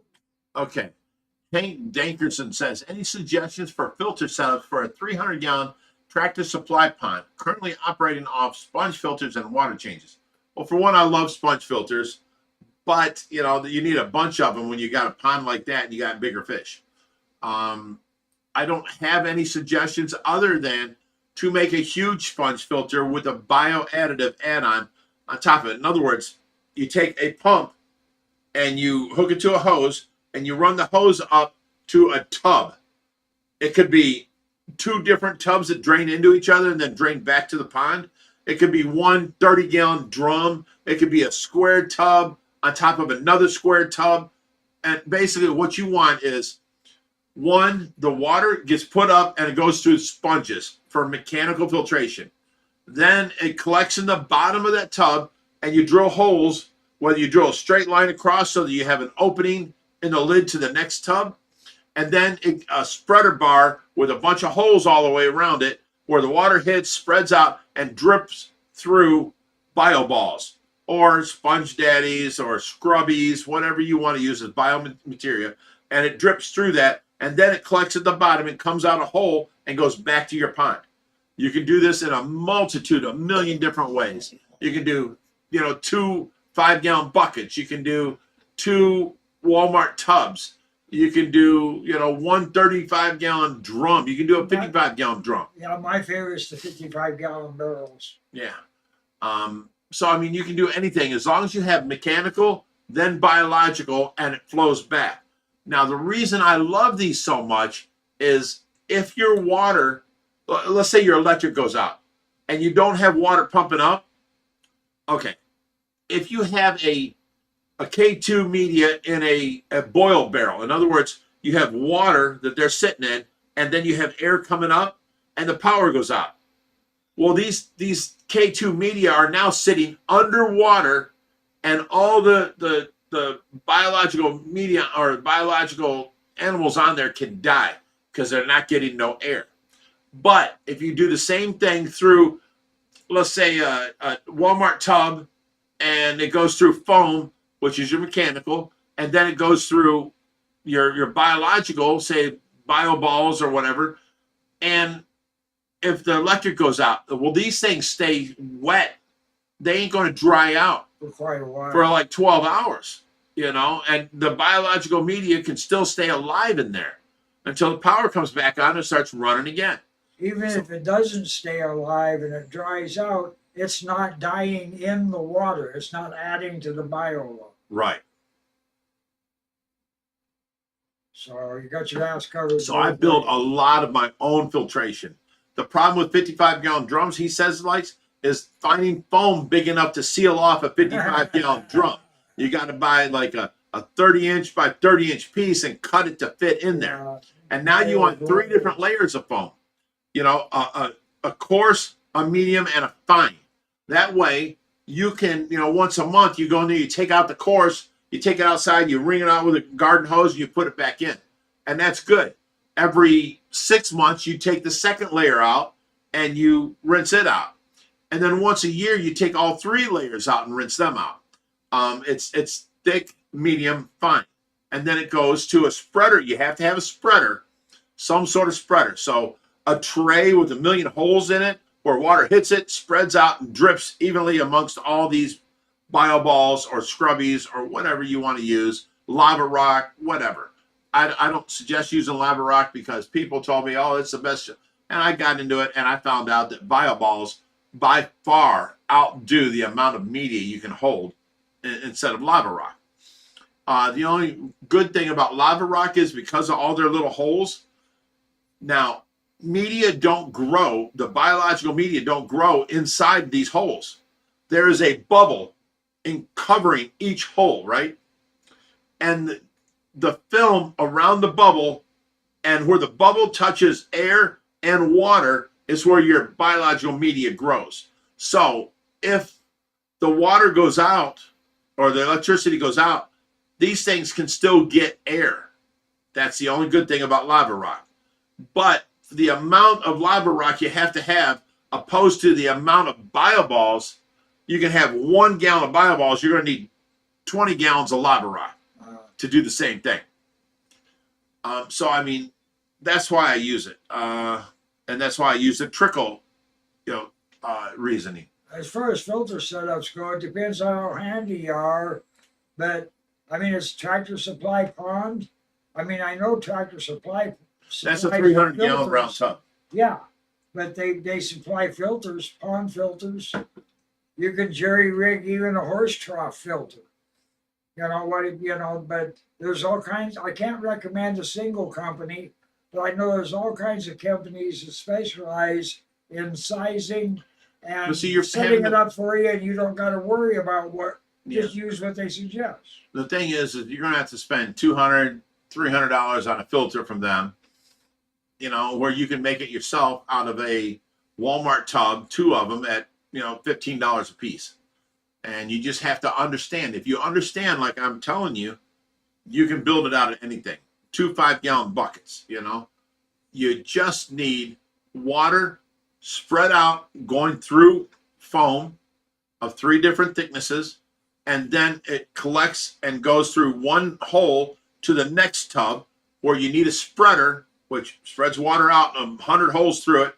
Water comes out and drips everywhere around here through the bio balls, and then it can fall back into the pond.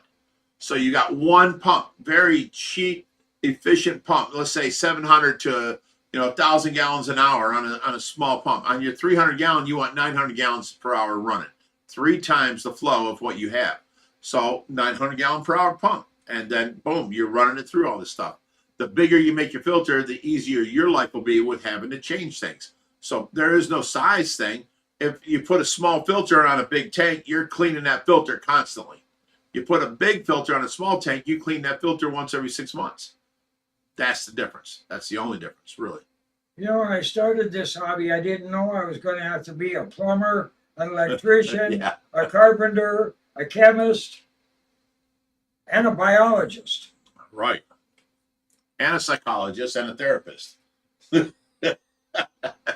That's kind of what I do now, man. Observing those fish and the interaction with each other is a trip.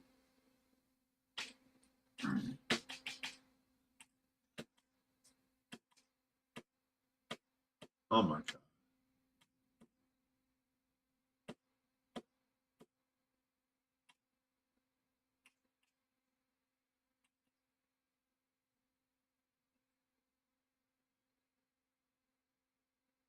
I missed a couple of them. We'll get to everything eventually, but I'm trying to. Oh, here, they were already been there. I mean, I'm not immune to this. People go, Jerry is awesome. I smile. Simon Shears says all elders should have family around them, even if it's not blood. We're all brothers and sisters. All right, got it right. Yep. Vasquez family says Surround we yourself love you, with good Rich. people. You're real straightforward. Oh, thank you guys. When are you coming to visit? That's what I want to know. Be a go visit.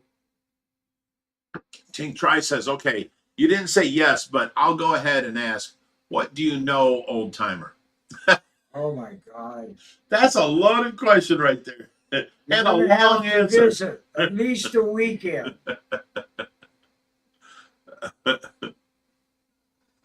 Shauna says, my lighter isn't working. Oh no. Oh shit. Stanley says, Mom is dead. Way to start a conversation. Wow. Right. We did a little thing when we were there, but yeah, he let her drive him crazy, and then he didn't go see his PO. So then I'll give him a year. Oh my God. Yeah. I don't know where he's come from. Wow, well, that's in. Yeah, once you're caught up in all that bullshit and things get worse and worse, and then the judges, they're not on your side. They don't try and help you. They don't try. They're just like, you did this, you get this. I mean, it's just horrible. Yeah, and it's hard to consider that a teaching, but sometimes it's not your lesson, it's somebody else's. You're just part of it. It's weird.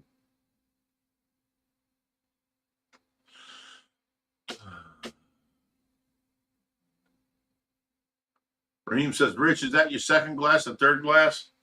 Well, I got one empty. Right, this one's just ice. Second one empty. We're on our third, and I got extra ice here. I told you, when I do drink, I allow myself 3 drinks. I'll go get me another cup of coffee. We still got another 15 minutes or so to go.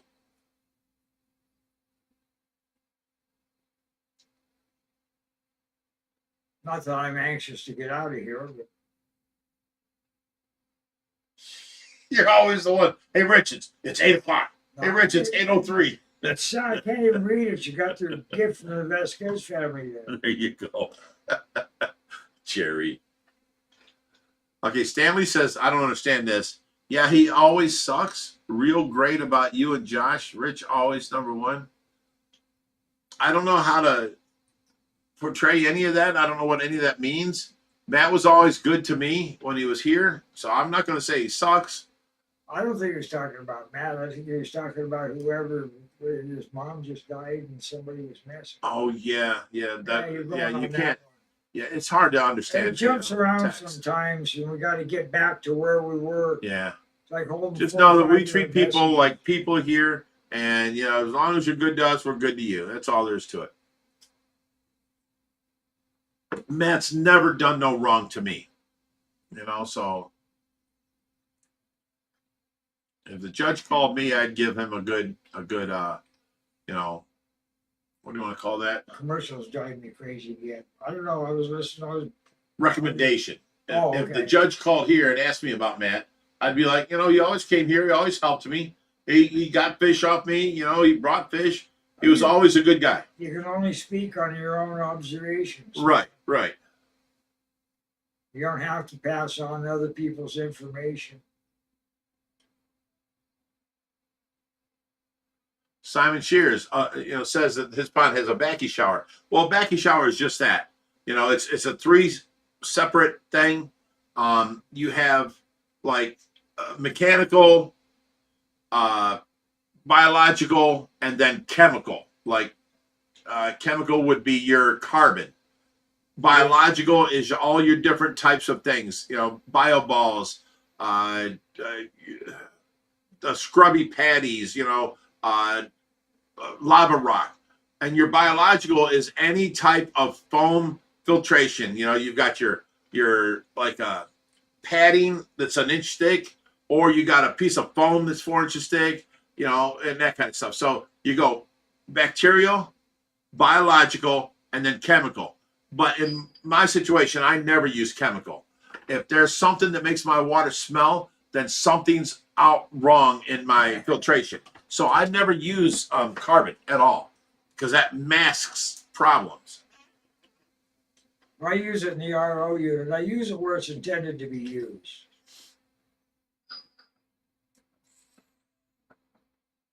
So he says sick filter talk, dude. You taught him something. Thanks. JC says bio balls for the win. Way more surface area and naturally aerate also. Yep. Matt LeMay says fireballs and plastic pot scrubbers for your sponges. I was getting pool filter sponges. You can get sheets of it at pool stores. Yep. Yeah. People use many different things. Myself, I believe the best per dollar buck is the bio ball. There is nothing better. People can use other things, all kinds of different pot scrubbers, all kinds of different lava rock, all kinds of different things, pool filtration, all that stuff. But once I go through 3 stages of foam, the water falls naturally to the bio balls. I spread it out and go through the bio balls, and you get your most bang for the buck there. People say, oh, well, pot scrubbies are for $1. You get much cheaper. Yeah, but you don't get as much as a bio ball would give you.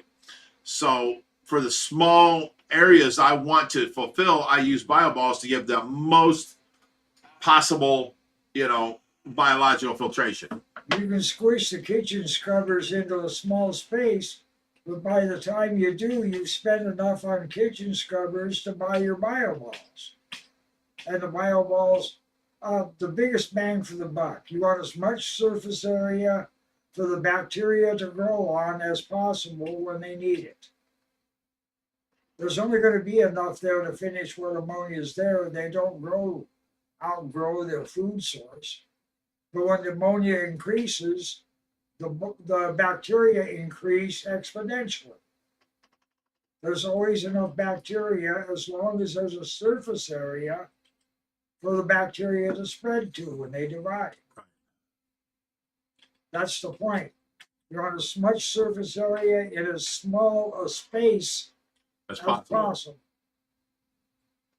And bio balls fit the bill. Vasquez family says we're saving up for hopefully soon to come visit all the way from California. Wow, that's a 36-hour drive. I know because I did it twice in 1 month. Once with Bellagio tanks. Hank Dankinson says it's very good advice. I could probably get a bunch of that stuff. It would be cool if you could make a video about a backyard filter setup. I have done, probably 10 videos of it in my last 7 years. I'll do another one if you want. I can do that. There's a million of them out there by people who are more expert at it than me. Pistol Pete SGV says, hello, Big Rich and Great Grandpa. I'm not. You're a great grandpa. Yeah. Okay, I'm not.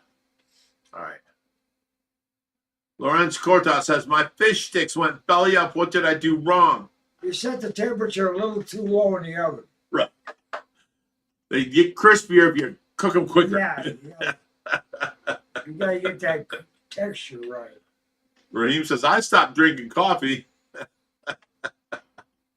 because of homeopathy medication. I have drank black coffee ever since I can remember.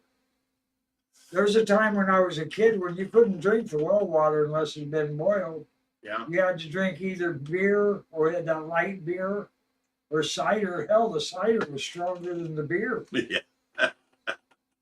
And it had to have a little alcohol in it to kill the bacteria, or it had to be boiled.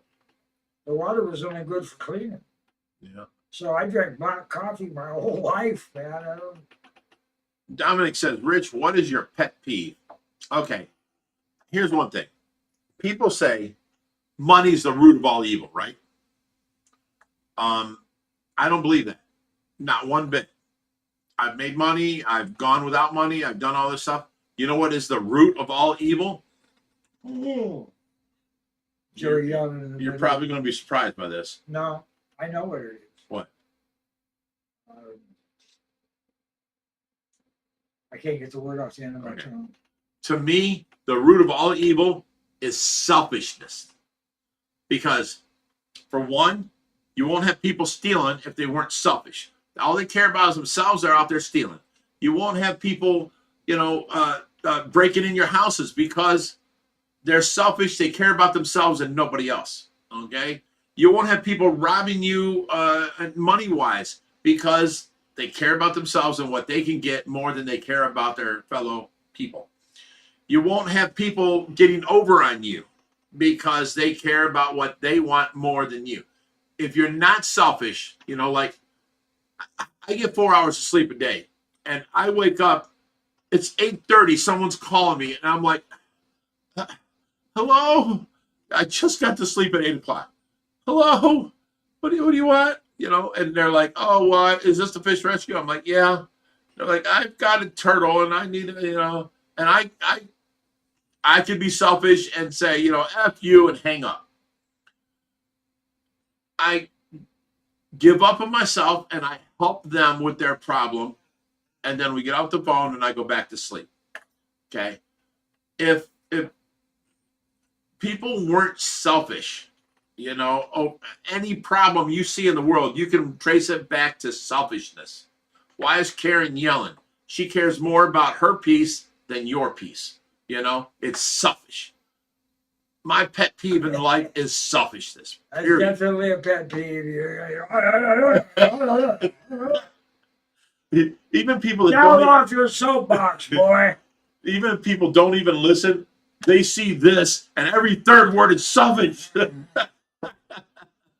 But no, you can't trace it back. We got it. Yeah. You can trace every evil movement from anybody, from selfishness. Why does the guy cheat on his wife? Because he thinks he can get away with it and he can get some pleasure behind her back. Well, that's selfish because if your wife found out, she would be devastated. Do you really want to hurt her like that? What about women cheating on their man? Because he won't know. He's dumb. He loves me. And they're out there cheating. That's you being selfish, getting your own personal pleasure above caring about your man, okay? Which is supposed to be sacred. Men, women get together. This is your relationship. You're raising the kids together. If neither person was selfish, neither person would hurt each other, for one, and you'd both be working together for the children's best thing. And then when the children are raised and gone, you have each other and you can enjoy your life together, And if you weren't selfish, you'd be more concerned about the fact that I know, not whether you know or not. I'd know. Of what? If I was cheating. That's the point. Oh, yeah. No, people can write that off like it's no big deal as long as they don't know, because then they don't get caught. It don't make no difference if you know because I know. Well, the point is, it hurts me anyway. But see, it don't hurt them. If they're selfish enough to want pleasure over having a good person in their life and doing good themselves, I would rather be a good person than get personal pleasure. It's just it's I hate selfishness, period. That's it. All right, we're off the pet peeves. Don't ask that question again. That was a setup, Dominic. He knew what he was doing. He was so he wanted to see you fired up. Want to get me fired up.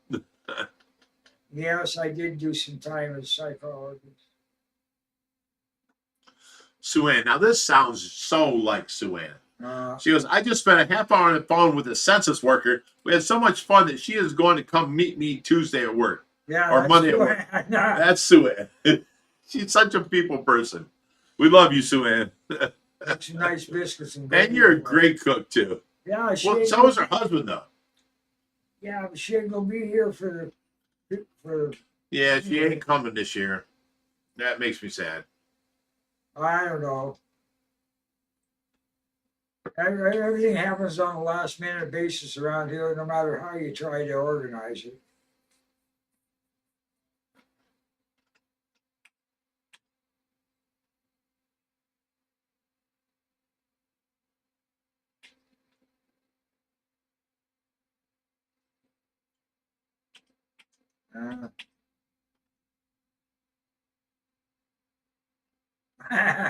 That's Lorenz. You're so funny. How many conversations can we hold on at the same time? Right. Okay. Tracy Gaggle says it's greed and selfishness that they care more about than worldly possessions. Vasquez family says, well put, Rich. It's all about me. Ruins a lot of things. Absolutely. Amen to that. Hey, I've met some people where their whole life is based on what they can get away with. Yeah. I Team mean, Trice says, they'll push it as far as they can get away with pushing. right. And they'll give enough rope to hang themselves. That's what they But talk see, about. you know, like, remember when Skylar lived here? She had to sleep for 3 days straight to be up for one day to be good to people. Yeah, that was, you know. that So I was mean, a medical thing, though. if she wasn't getting her sleep, she treated everybody like shit. You know, and that's what I'm talking about. If you cared about other people, you wouldn't do this to them, no matter how much you're giving up of yourself. You know, I just do what needs to be done. I get up and I don't, you know, I'm like, what? Why are you calling? What do you want?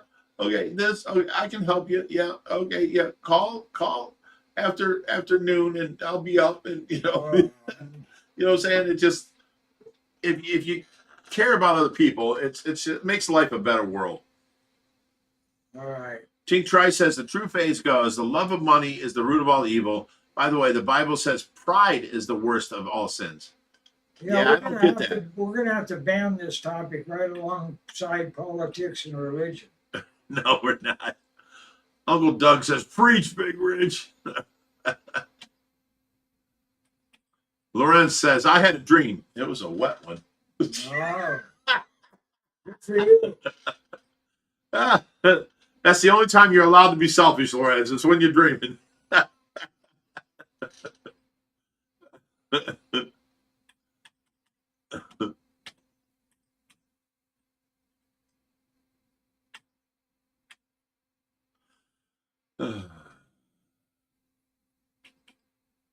Wait till after 8 and then ask some thoughts on music. Oh, okay. He's done now. Pink Cat Online says Big Rich thoughts on the Red Hot Chili Peppers. Absolutely love them. I actually they played at the IX Center and I was working, you know, set up there and we had to hang these 100-foot tall curtains all the way around where the seating was going to be and run electrical cords and tape them to the ground and all the carpet and all that, set up the seats and all that. And we did all that and it still echoed so much because the building was made out of steel. Great sound, but if you stood back anything more than like 30 feet, all you heard was the echo. And it was horrible. Horrible. Right up by the stage, though, you felt that speaker, you know? Yeah, you couldn't help it. But, you know, it echoed through the curtains so bad that they never had concerts at the IX Center again. Whereas I think the worst place ever was the Cow Palace in Albuquerque, New Mexico. It was built for rodeos. Okay. It wasn't built for music. Oh, that place had so many echoes and Oh, it was bad. oh God, the stadium just Yeah, see, they need everything was a reflection. They need a nice wood building. Wood Yeah. transfers the sound of music so well, and then they need an absorption like walls, you know? Are you gonna imagine a band like Chicago trying to play in a Cow Palace? No, they got that's a sound shield, man. Ryan Dunn says, Idaho Badger Recovery Society in the house and drinking. Well, eel to you. That's our drinking word for the night is If eel. you handle a badger, you need all the eels you can get. Bambi McCluskey says, you're still on. Yay. Yeah, we're going to go a little extra today. Oh, my vape just went on. Riley says, sound is amazing. How is it I can't read the rest of that. I don't know what that says. I can't either. It ran off the page. Let me try and widen the page Raise here. it up a little higher. Sound can change, it looks like. I don't know. The sound shouldn't change, but I guess if you're saying it does, it does.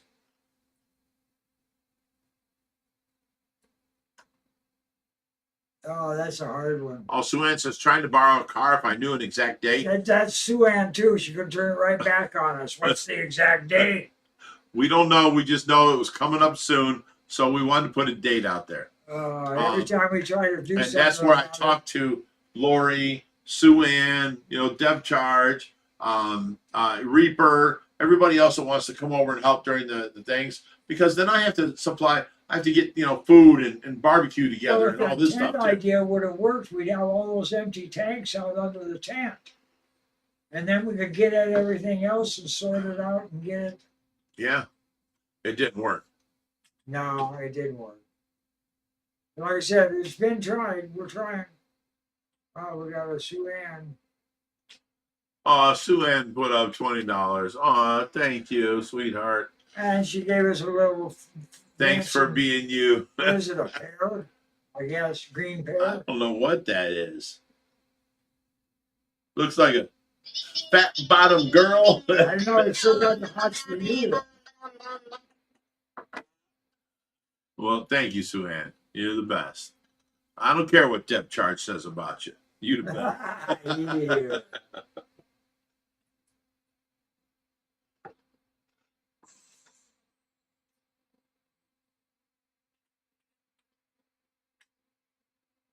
A good fishy Friday.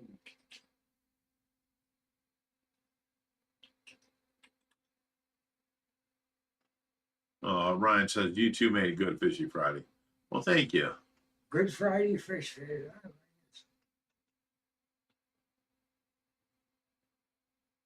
Oh, we got another one. Harley says, how sounds change from echoes of the material around you and like steel compared to concrete? Yeah.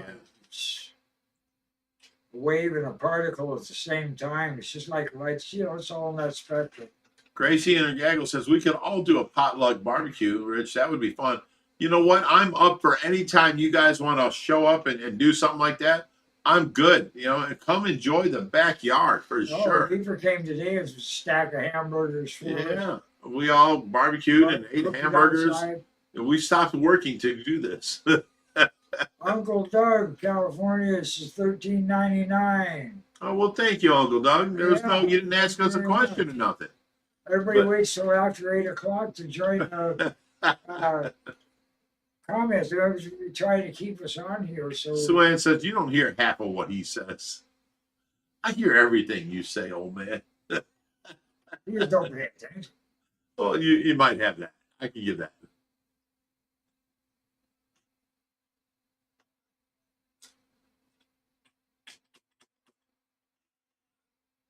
We're caught up.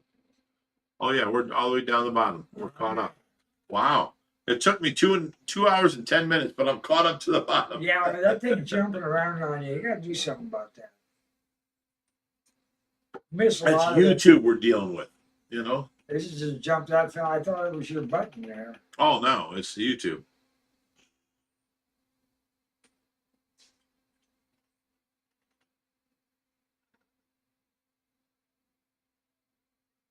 Loren says, Big Rich, a wet dream I love is charring. Somebody just corrected you. You're reading it. Sue Ann deleted him. Jesus. Okay. She must have been reading faster than you. No, I don't see nothing wrong with it. You're just talking about the wet dream more, and it's not the best conversation. Right, okay. I like that scene in the Ghostbusters when that succubus comes and gets him. He's asleep in the firehouse, and that ghost, they're called a succubus. They, come give you wet dreams. That's what they used to. That's Really? what they used to blame wet dreams on. Yeah, an evil spirit called a succubus. That's why you see them beautiful women at night, and have you. So you're telling me based on my She's dreams, sucking your energy. Tracy's a succubus?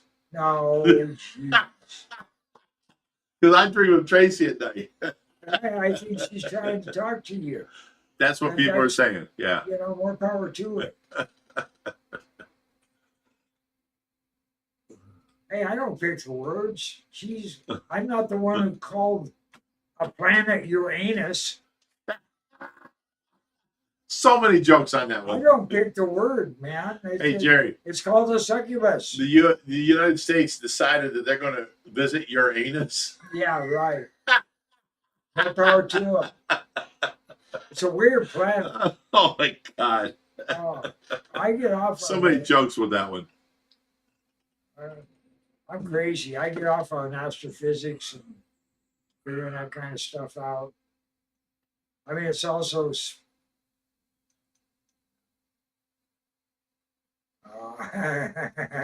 What? two hands on my case already. That was evil. Oh. Visit Uranus. I tell you what, that's a great name for a planet because, you know, I do want to visit Uranus.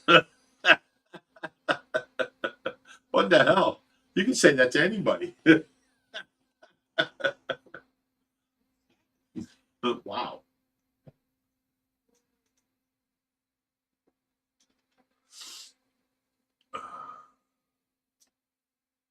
The planet that spins on its side. Bob Taylor knows. Yeah. Snodball. A succubus isn't something you want around. No. I'm not suggesting it. It's just that one scene in the Ghostbusters. You know what? I tell you what. Not my first wife because I've only had Tracy, but before there was I was dating this stripper, and I had a kid with her, and we were supposed to get married, and all that, and then everything turned evil because I was supporting her, but she went and snuck behind my back and went back to stripping. Okay, because she missed the attention of other guys. Yeah, she wasn't getting her fix. To me, that's a Nothing to do succubus. with sex, yeah. She's sucking it. I mean, that's She's sucking the life out of me. yeah. And Basically and because what Sue Ann said a succubus isn't something you want around, no. that's exactly right. And it took me years of fighting her in court to get my kid, and I got to see him on weekends, you know, and this and that, and help raise him and this and that. And I was never late on my child support ever. I was just talking And- about how this succubus came about, what it was. Right. But the point is now I know what a succubus is because I have lived through one.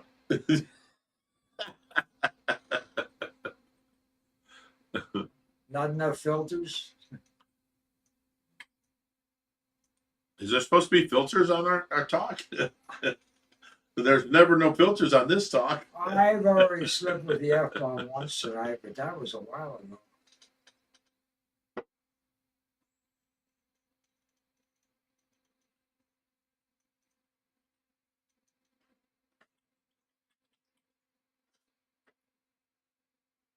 Is Tink Tri says, is this combo Jerry wants to change subject to? I already have to avoid hypersexualization all the time. I'm something. I can't read what you're saying. Yeah, I got his pinched. Yeah. I'm out. Okay. Oh, you said I'm out? What is hypersexualization? Oh, that's what I call it when I tease you about your Punjab. Every comment, everything is taken with a sexual Look, twist. Tink tries, plain and simple. If you're out over something that's I don't think common, you know, we're just having fun here. If you want to take it to heart and leave, then seriously, goodbye. Have a good life. yeah, more power to you. I don't know, it's just, I'm just real. Harley Jem says we need more cowbell. I wasn't even talking about. They're the one. I mean, he's the one who twisted it, because I was talking about a scene in the Ghostbusters. Right. It's just that spirit. You know what? To be That's all the somebody same. else thinking about their own interests and their own wants and their own needs or whatever. and making it, oh, you said something wrong. We've already wasted too much time on it. All right.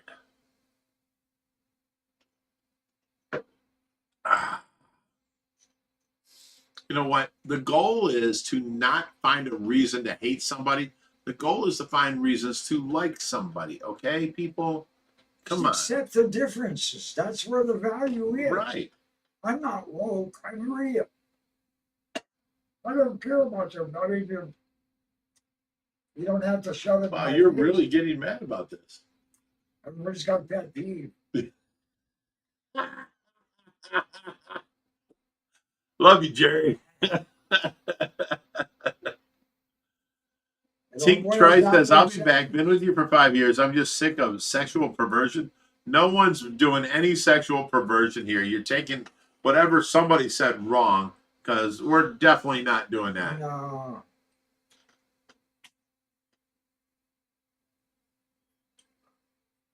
Hey, Sue Ann. She's let's becoming the soup Nazi. Yeah, well, Love you, Sue Ann, but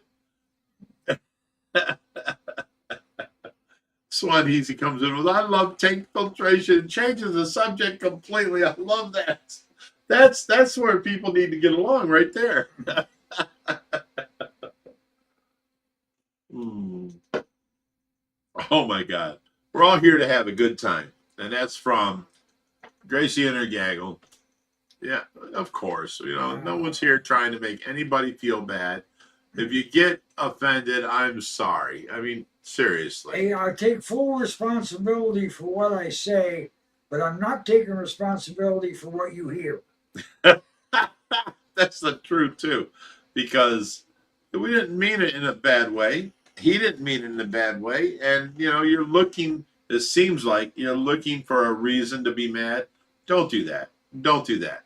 Because now you're making problems out of nothing when they weren't problems in the first place. Okay? Just be happy and be like, oh, damn, Jerry went off the rails there. And that's it. That's enough. No big deal. I'm not here to make anybody happy. You shut up, old man. I'm sticking up for you over here. No, I have every right to be the asshole that I am, and I earned that right by allowing you to be the asshole that you are.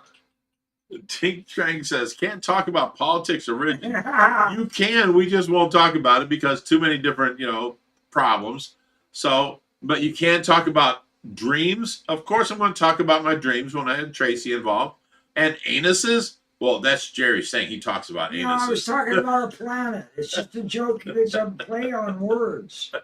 It's got nothing to do, In other words, play along, have fun, enjoy life. Don't make problems out of it. It's okay. I thrive on the melodrama. I gotta feed some fish and turn off some lights. I don't want to hear your melodrama, old man. Gotta feed the koi. I gotta have a smoke. See? It's that selfishness right there. Talk to the lungs about it. They're the ones that require it. There you go. Vasquez family says, eel, eel, eel. Thank you, Vasquez family. And you have a really good night.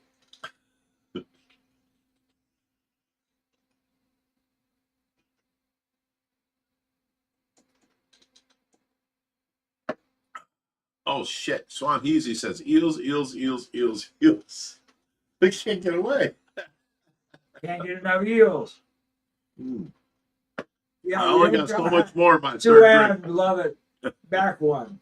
Back one? Okay. Or two. All right. We don't talk religion, politics, or that name. Well, there's certain names we won't mention on here. There's a couple. We're talking that vacuum cleaner dude. Now you're talking about him. Stop. Right. We don't mention that name.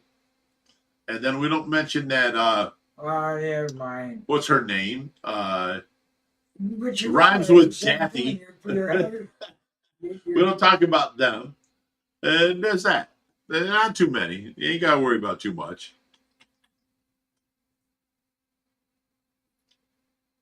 Then he just goes coming back around. Simon Shear says, calm yourself. Go get a drink. I didn't count. What's that? Oh, Harley Jim says there was 14 commercials. Oh, is there? I didn't count. I noticed there was quite a few though. So I watch it down here and up here. I'm double crazy. Freshwater morays, the red tiger. That's the only true freshwater moray. Uncle Doug says you misinterpret everything, Tinky. Okay, well, you know what? Oh, wow. We're not going to get on her for that. If she misinterpreted one thing, it's okay. We're not here to harm anybody or make anybody mad. We're sorry. Hey, you hear Yeah. what you need to hear. You know? Why is there a dark spot there? Oh, that's the camera. The camera's there. I can't see behind it. Right, you just gotta Okay. go up or down a little bit. Well, I can go down, but I can't. It's 3 Yeah, lines when at a we're time. at the end of it like Right. this. Okay, look, guys. If you think something's, a little hinky, we're not trying to attack anybody. We just want to get along. We just want to have fun. We're here for a good time. We're not here to make anybody feel bad. So if you feel bad, I'm sorry.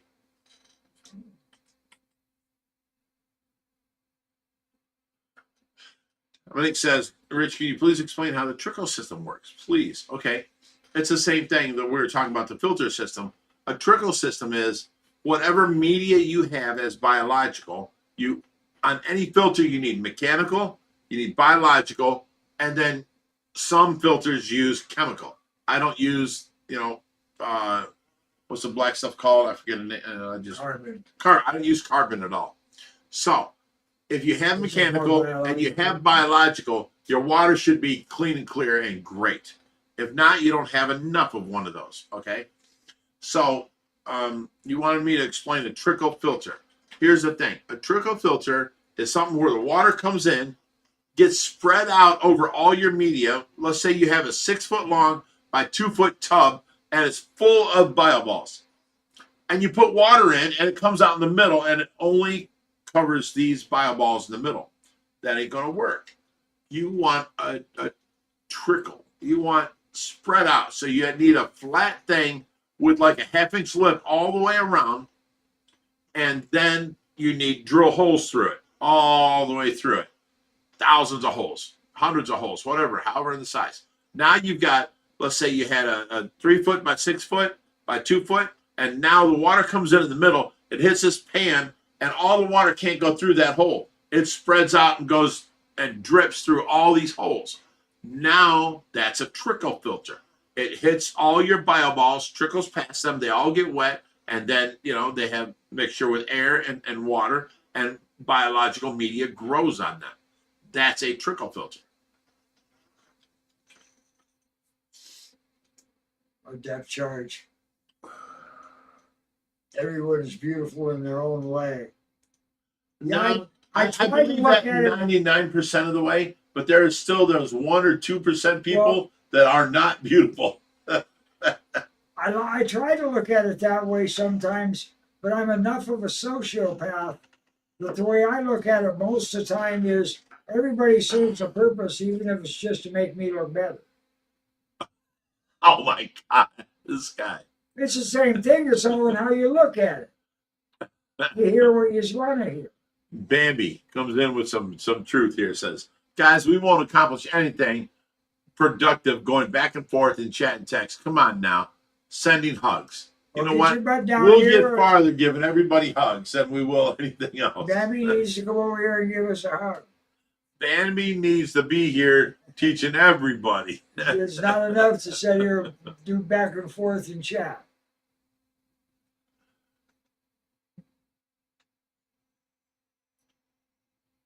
Rich, totally to the whole conversation is a different direction. I don't know what that means to him, but okay. What part to it?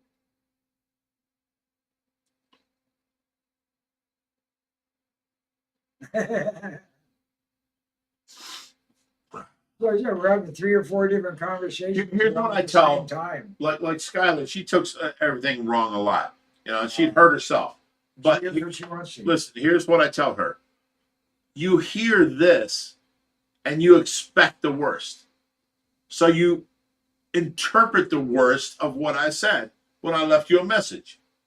If you would just interpret the best, like, oh, that could mean this. Oh no, he wouldn't say that. He's probably meaning this. That's more like that person. You know, if you interpret the best out of it, you've got way less problems in your life.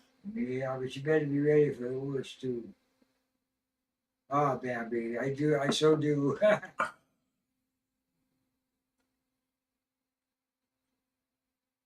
Yeah, she's right.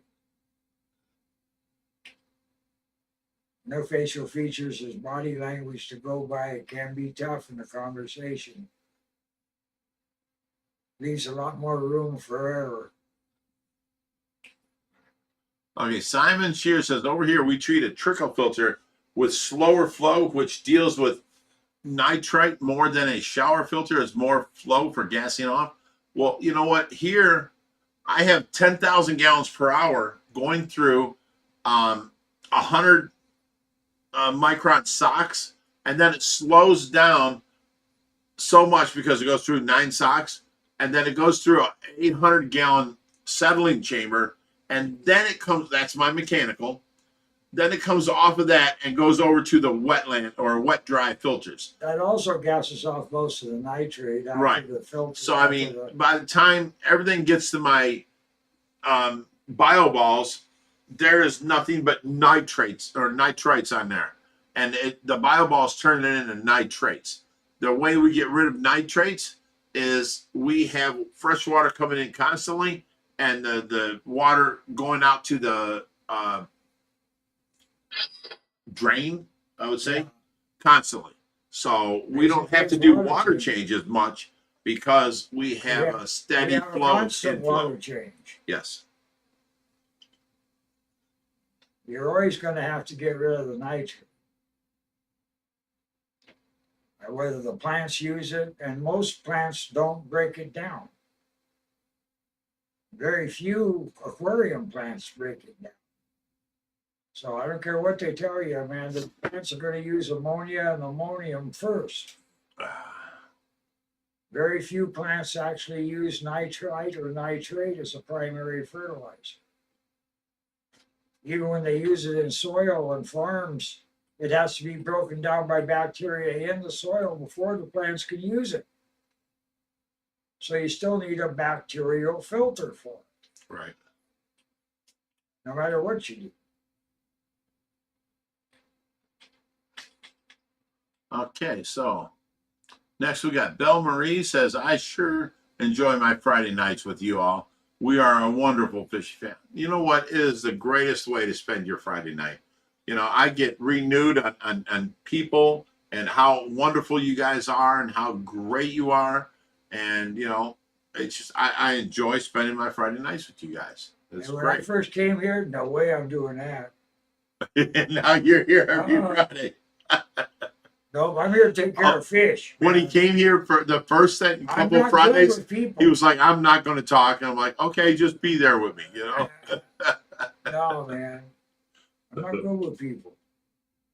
I mean, I hear a lot of arguments with stuff, but Look, everybody has a different way of doing things. And if you accept it, that's great. You know, you can have your way. I choose my way because it's cheapest for me running this rescue, and I do a large scale. So if you would like to learn from me, that's great. If you want to prove to me that your way is wrong or different, I can listen, and then I can understand whether it's better or not beneficial for me, you know? Every situation is work. Right. That's they all work. It's just different situations require different, like no two fish tanks are alike. Oh, I love doing the tours and somebody's kid starts picking my head. He's obviously the next generation of fishy people, you know? You sure that ain't just being selfish and think that you're better or smarter than the kid? That's just great. I don't care what, you know. I'm kidding with you, Jerry. Yeah, I almost stabbed you with something. You almost stabbed me with something?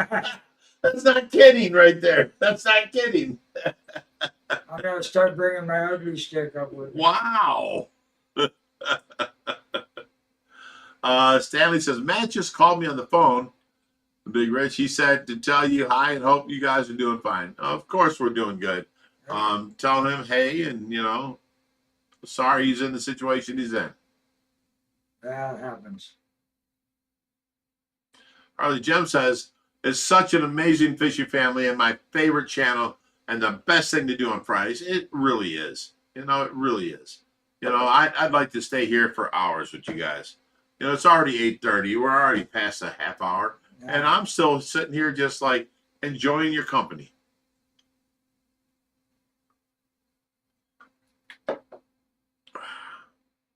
Jerry looks handsome. Uh-oh. Ginger123 Bernie says Jerry looks handsome. Yeah. Wow. Thank you. I've never personally thought this, but I can maybe try and figure out where she's coming from. It's the hair, right?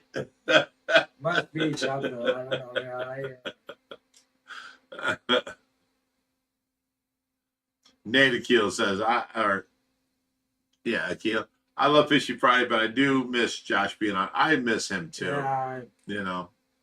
Basket's family says it honestly is. We work graveyard and stay up till 3 o'clock, then knock out after the live. Aw.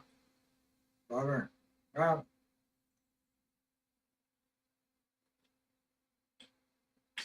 Pelmore goes, don't go, just kidding. Well, I'm not leaving yet. I'm willing to stay here with you guys a little while longer. That's how much longer. How about that? This is the end of my third drink. I can't drink no more after this. I do have to. Tonight is Friday. I've got a nurse. yeah, Marion comes Friday in night. 11. Marion comes at 11. So from 8:30 now until 11, I got to watch Tracy, and then I can go to sleep. And then I got the Being weekend. so peaceful. Yeah, she's being so sweet. I mean, when she on in there, we can hear her. Or you can hear her better than me, but that's You mean the bells going off? Yeah. Do you hear me at nighttime when I'm watching her? I hear you walk through the house. So you hear the beeping, and then you hear dum dum No, dum I don't hear dum. the beeping. You just hear me walk Hear through the house. beeping, yeah. It's been a lot less lately. Well, I don't have to come out as much. I use you guys for an alarm clock. When the nurse comes in the morning and you guys are walking Talking. around and I'm giving her the report stuff. for I how know it's Tracy about did. 7:30. Okay. Time to start getting up.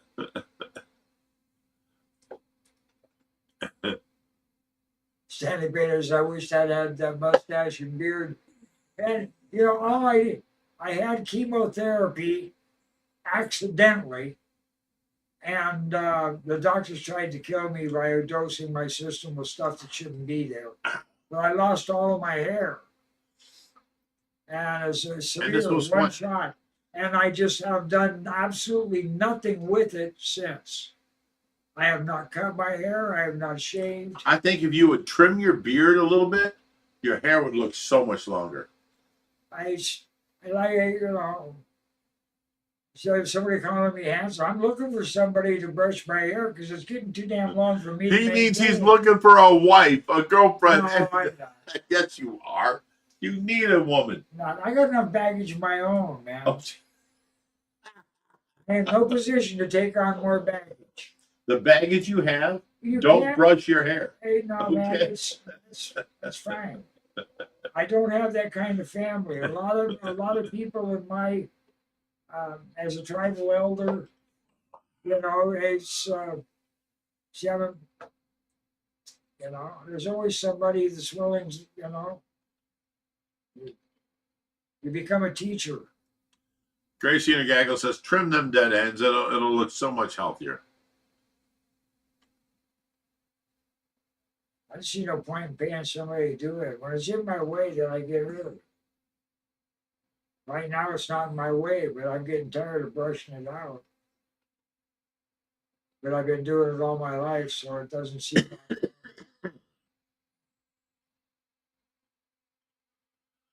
So that says something I can't really read. It says, hey, Rich, remember when price of 2 turtles got me almost drowned? They are still doing well. Well, that means you're taking care of your turtles and you're taking care of your animals. Thank you very much. To take possible drowning in order to do it, I'd say so. Bambi's volunteering to brush my hair when she comes. Bambi's a married lady. You stop it right now. I'm looking for. I do miss the companionship sometimes. Of course. And someone Yeah. brushing your hair, brushing your beard. Yeah. Yeah. Someone that cares. Yeah. I miss that completely. Yeah. Because Tracy, the one dream I had, you know, I'm sitting there and I'm playing cards We're with. not going back to dreams again. Yeah, we are. Me and Tracy, I'm sitting there and I'm dealing cards with you, Reaper, and everybody else. And then I get this person from behind me comes up to me and runs their fingers through my hair. And I turn and look and it's Tracy. And I'm just like flabbergasted because she used to always do that, you know? And I miss that. I miss that kind of companionship because, you know, I have to take care of her now. And I'm not complaining about that. I'm just saying, I don't have anybody in my life that comes up behind me and starts, you know, massaging my hair and gives me a kiss when I look at them. Yeah. You know, you get that loneliness. You get that, I don't know. All I know is I can't wait for Tracy to come back. Yeah.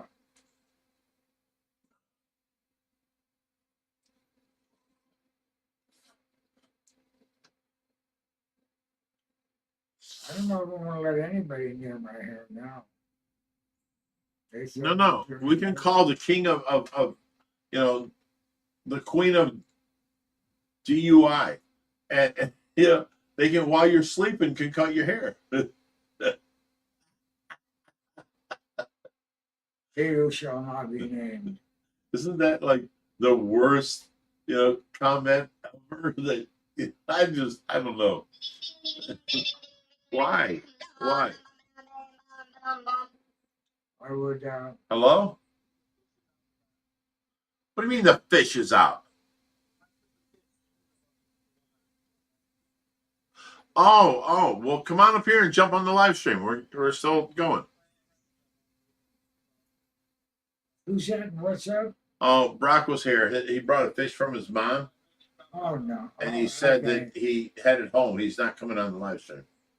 Oh, all right. But what is he just dropping it off in the fish? He dropped off a fish. So where's it at? He said he's got bloat and he don't know if he'll make it. But where's he at?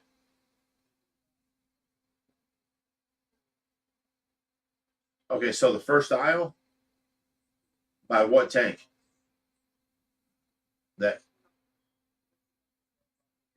There's a red bucket in the first aisle when you walk in the fish room. Okay.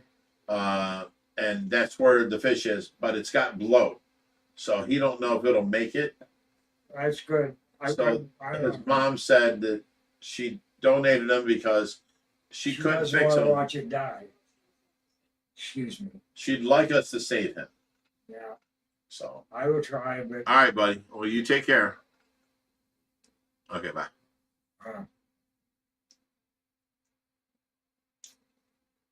He was actually going to surprise you guys and come on the live stream tonight.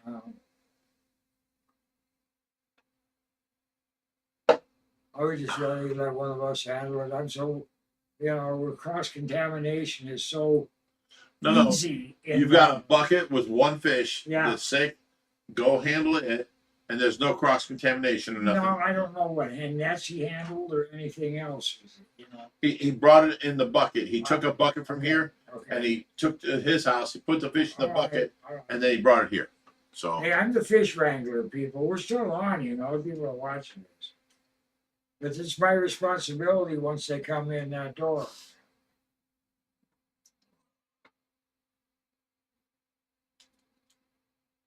No, I ain't going for a mullet. No. Just your beard. You know, just shave them a little bit on the sides where it looks wild, and then you have this long point. Okay, you're good with that because you want the length, and then your hair sticks down a certain amount. You know what I'm saying? I like the 2 points. Okay, then take them 2 points, put them together, and shave the rest sideways up closer. I'll start braiding it down. There you go. I did wear the Cherokee braids in my temple for years. Just tie them together in the back. Harley Gem says, I like Rich sharing those good feelings, even in his dreams. You know what? I wish I could. It's like a drug. I wish I could give it out to you guys because I was so happy. I was so just like, oh my God, everything's great again, you know? And then I woke up and found out it was a lie. That sucked. Whoops, jumped again. Yeah, it did. Oh, not much because we were pretty close to the end anyway. Right.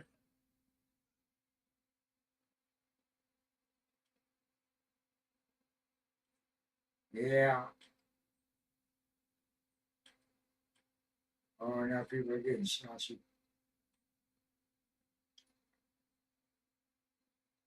We got too many eels in the tank.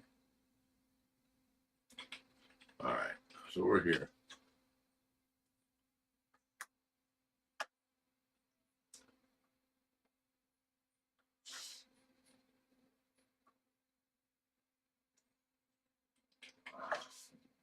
All right, guys, I'm at the end of my alcohol. Yeah, my vape's all clogged up. That's it. So we're at the end of our night. Thank you very much for hanging out with us. Appreciate you guys being here. You know, tonight we didn't go off on a tangent. Usually we go off on like food or music or something, and it's a good time. We didn't go off on a tangent tonight, and it was still a good time. So thank you guys. I appreciate you. And you know, what do we want to say? Until next time. Travel well, my friends, and stay fishy. Stay fishy.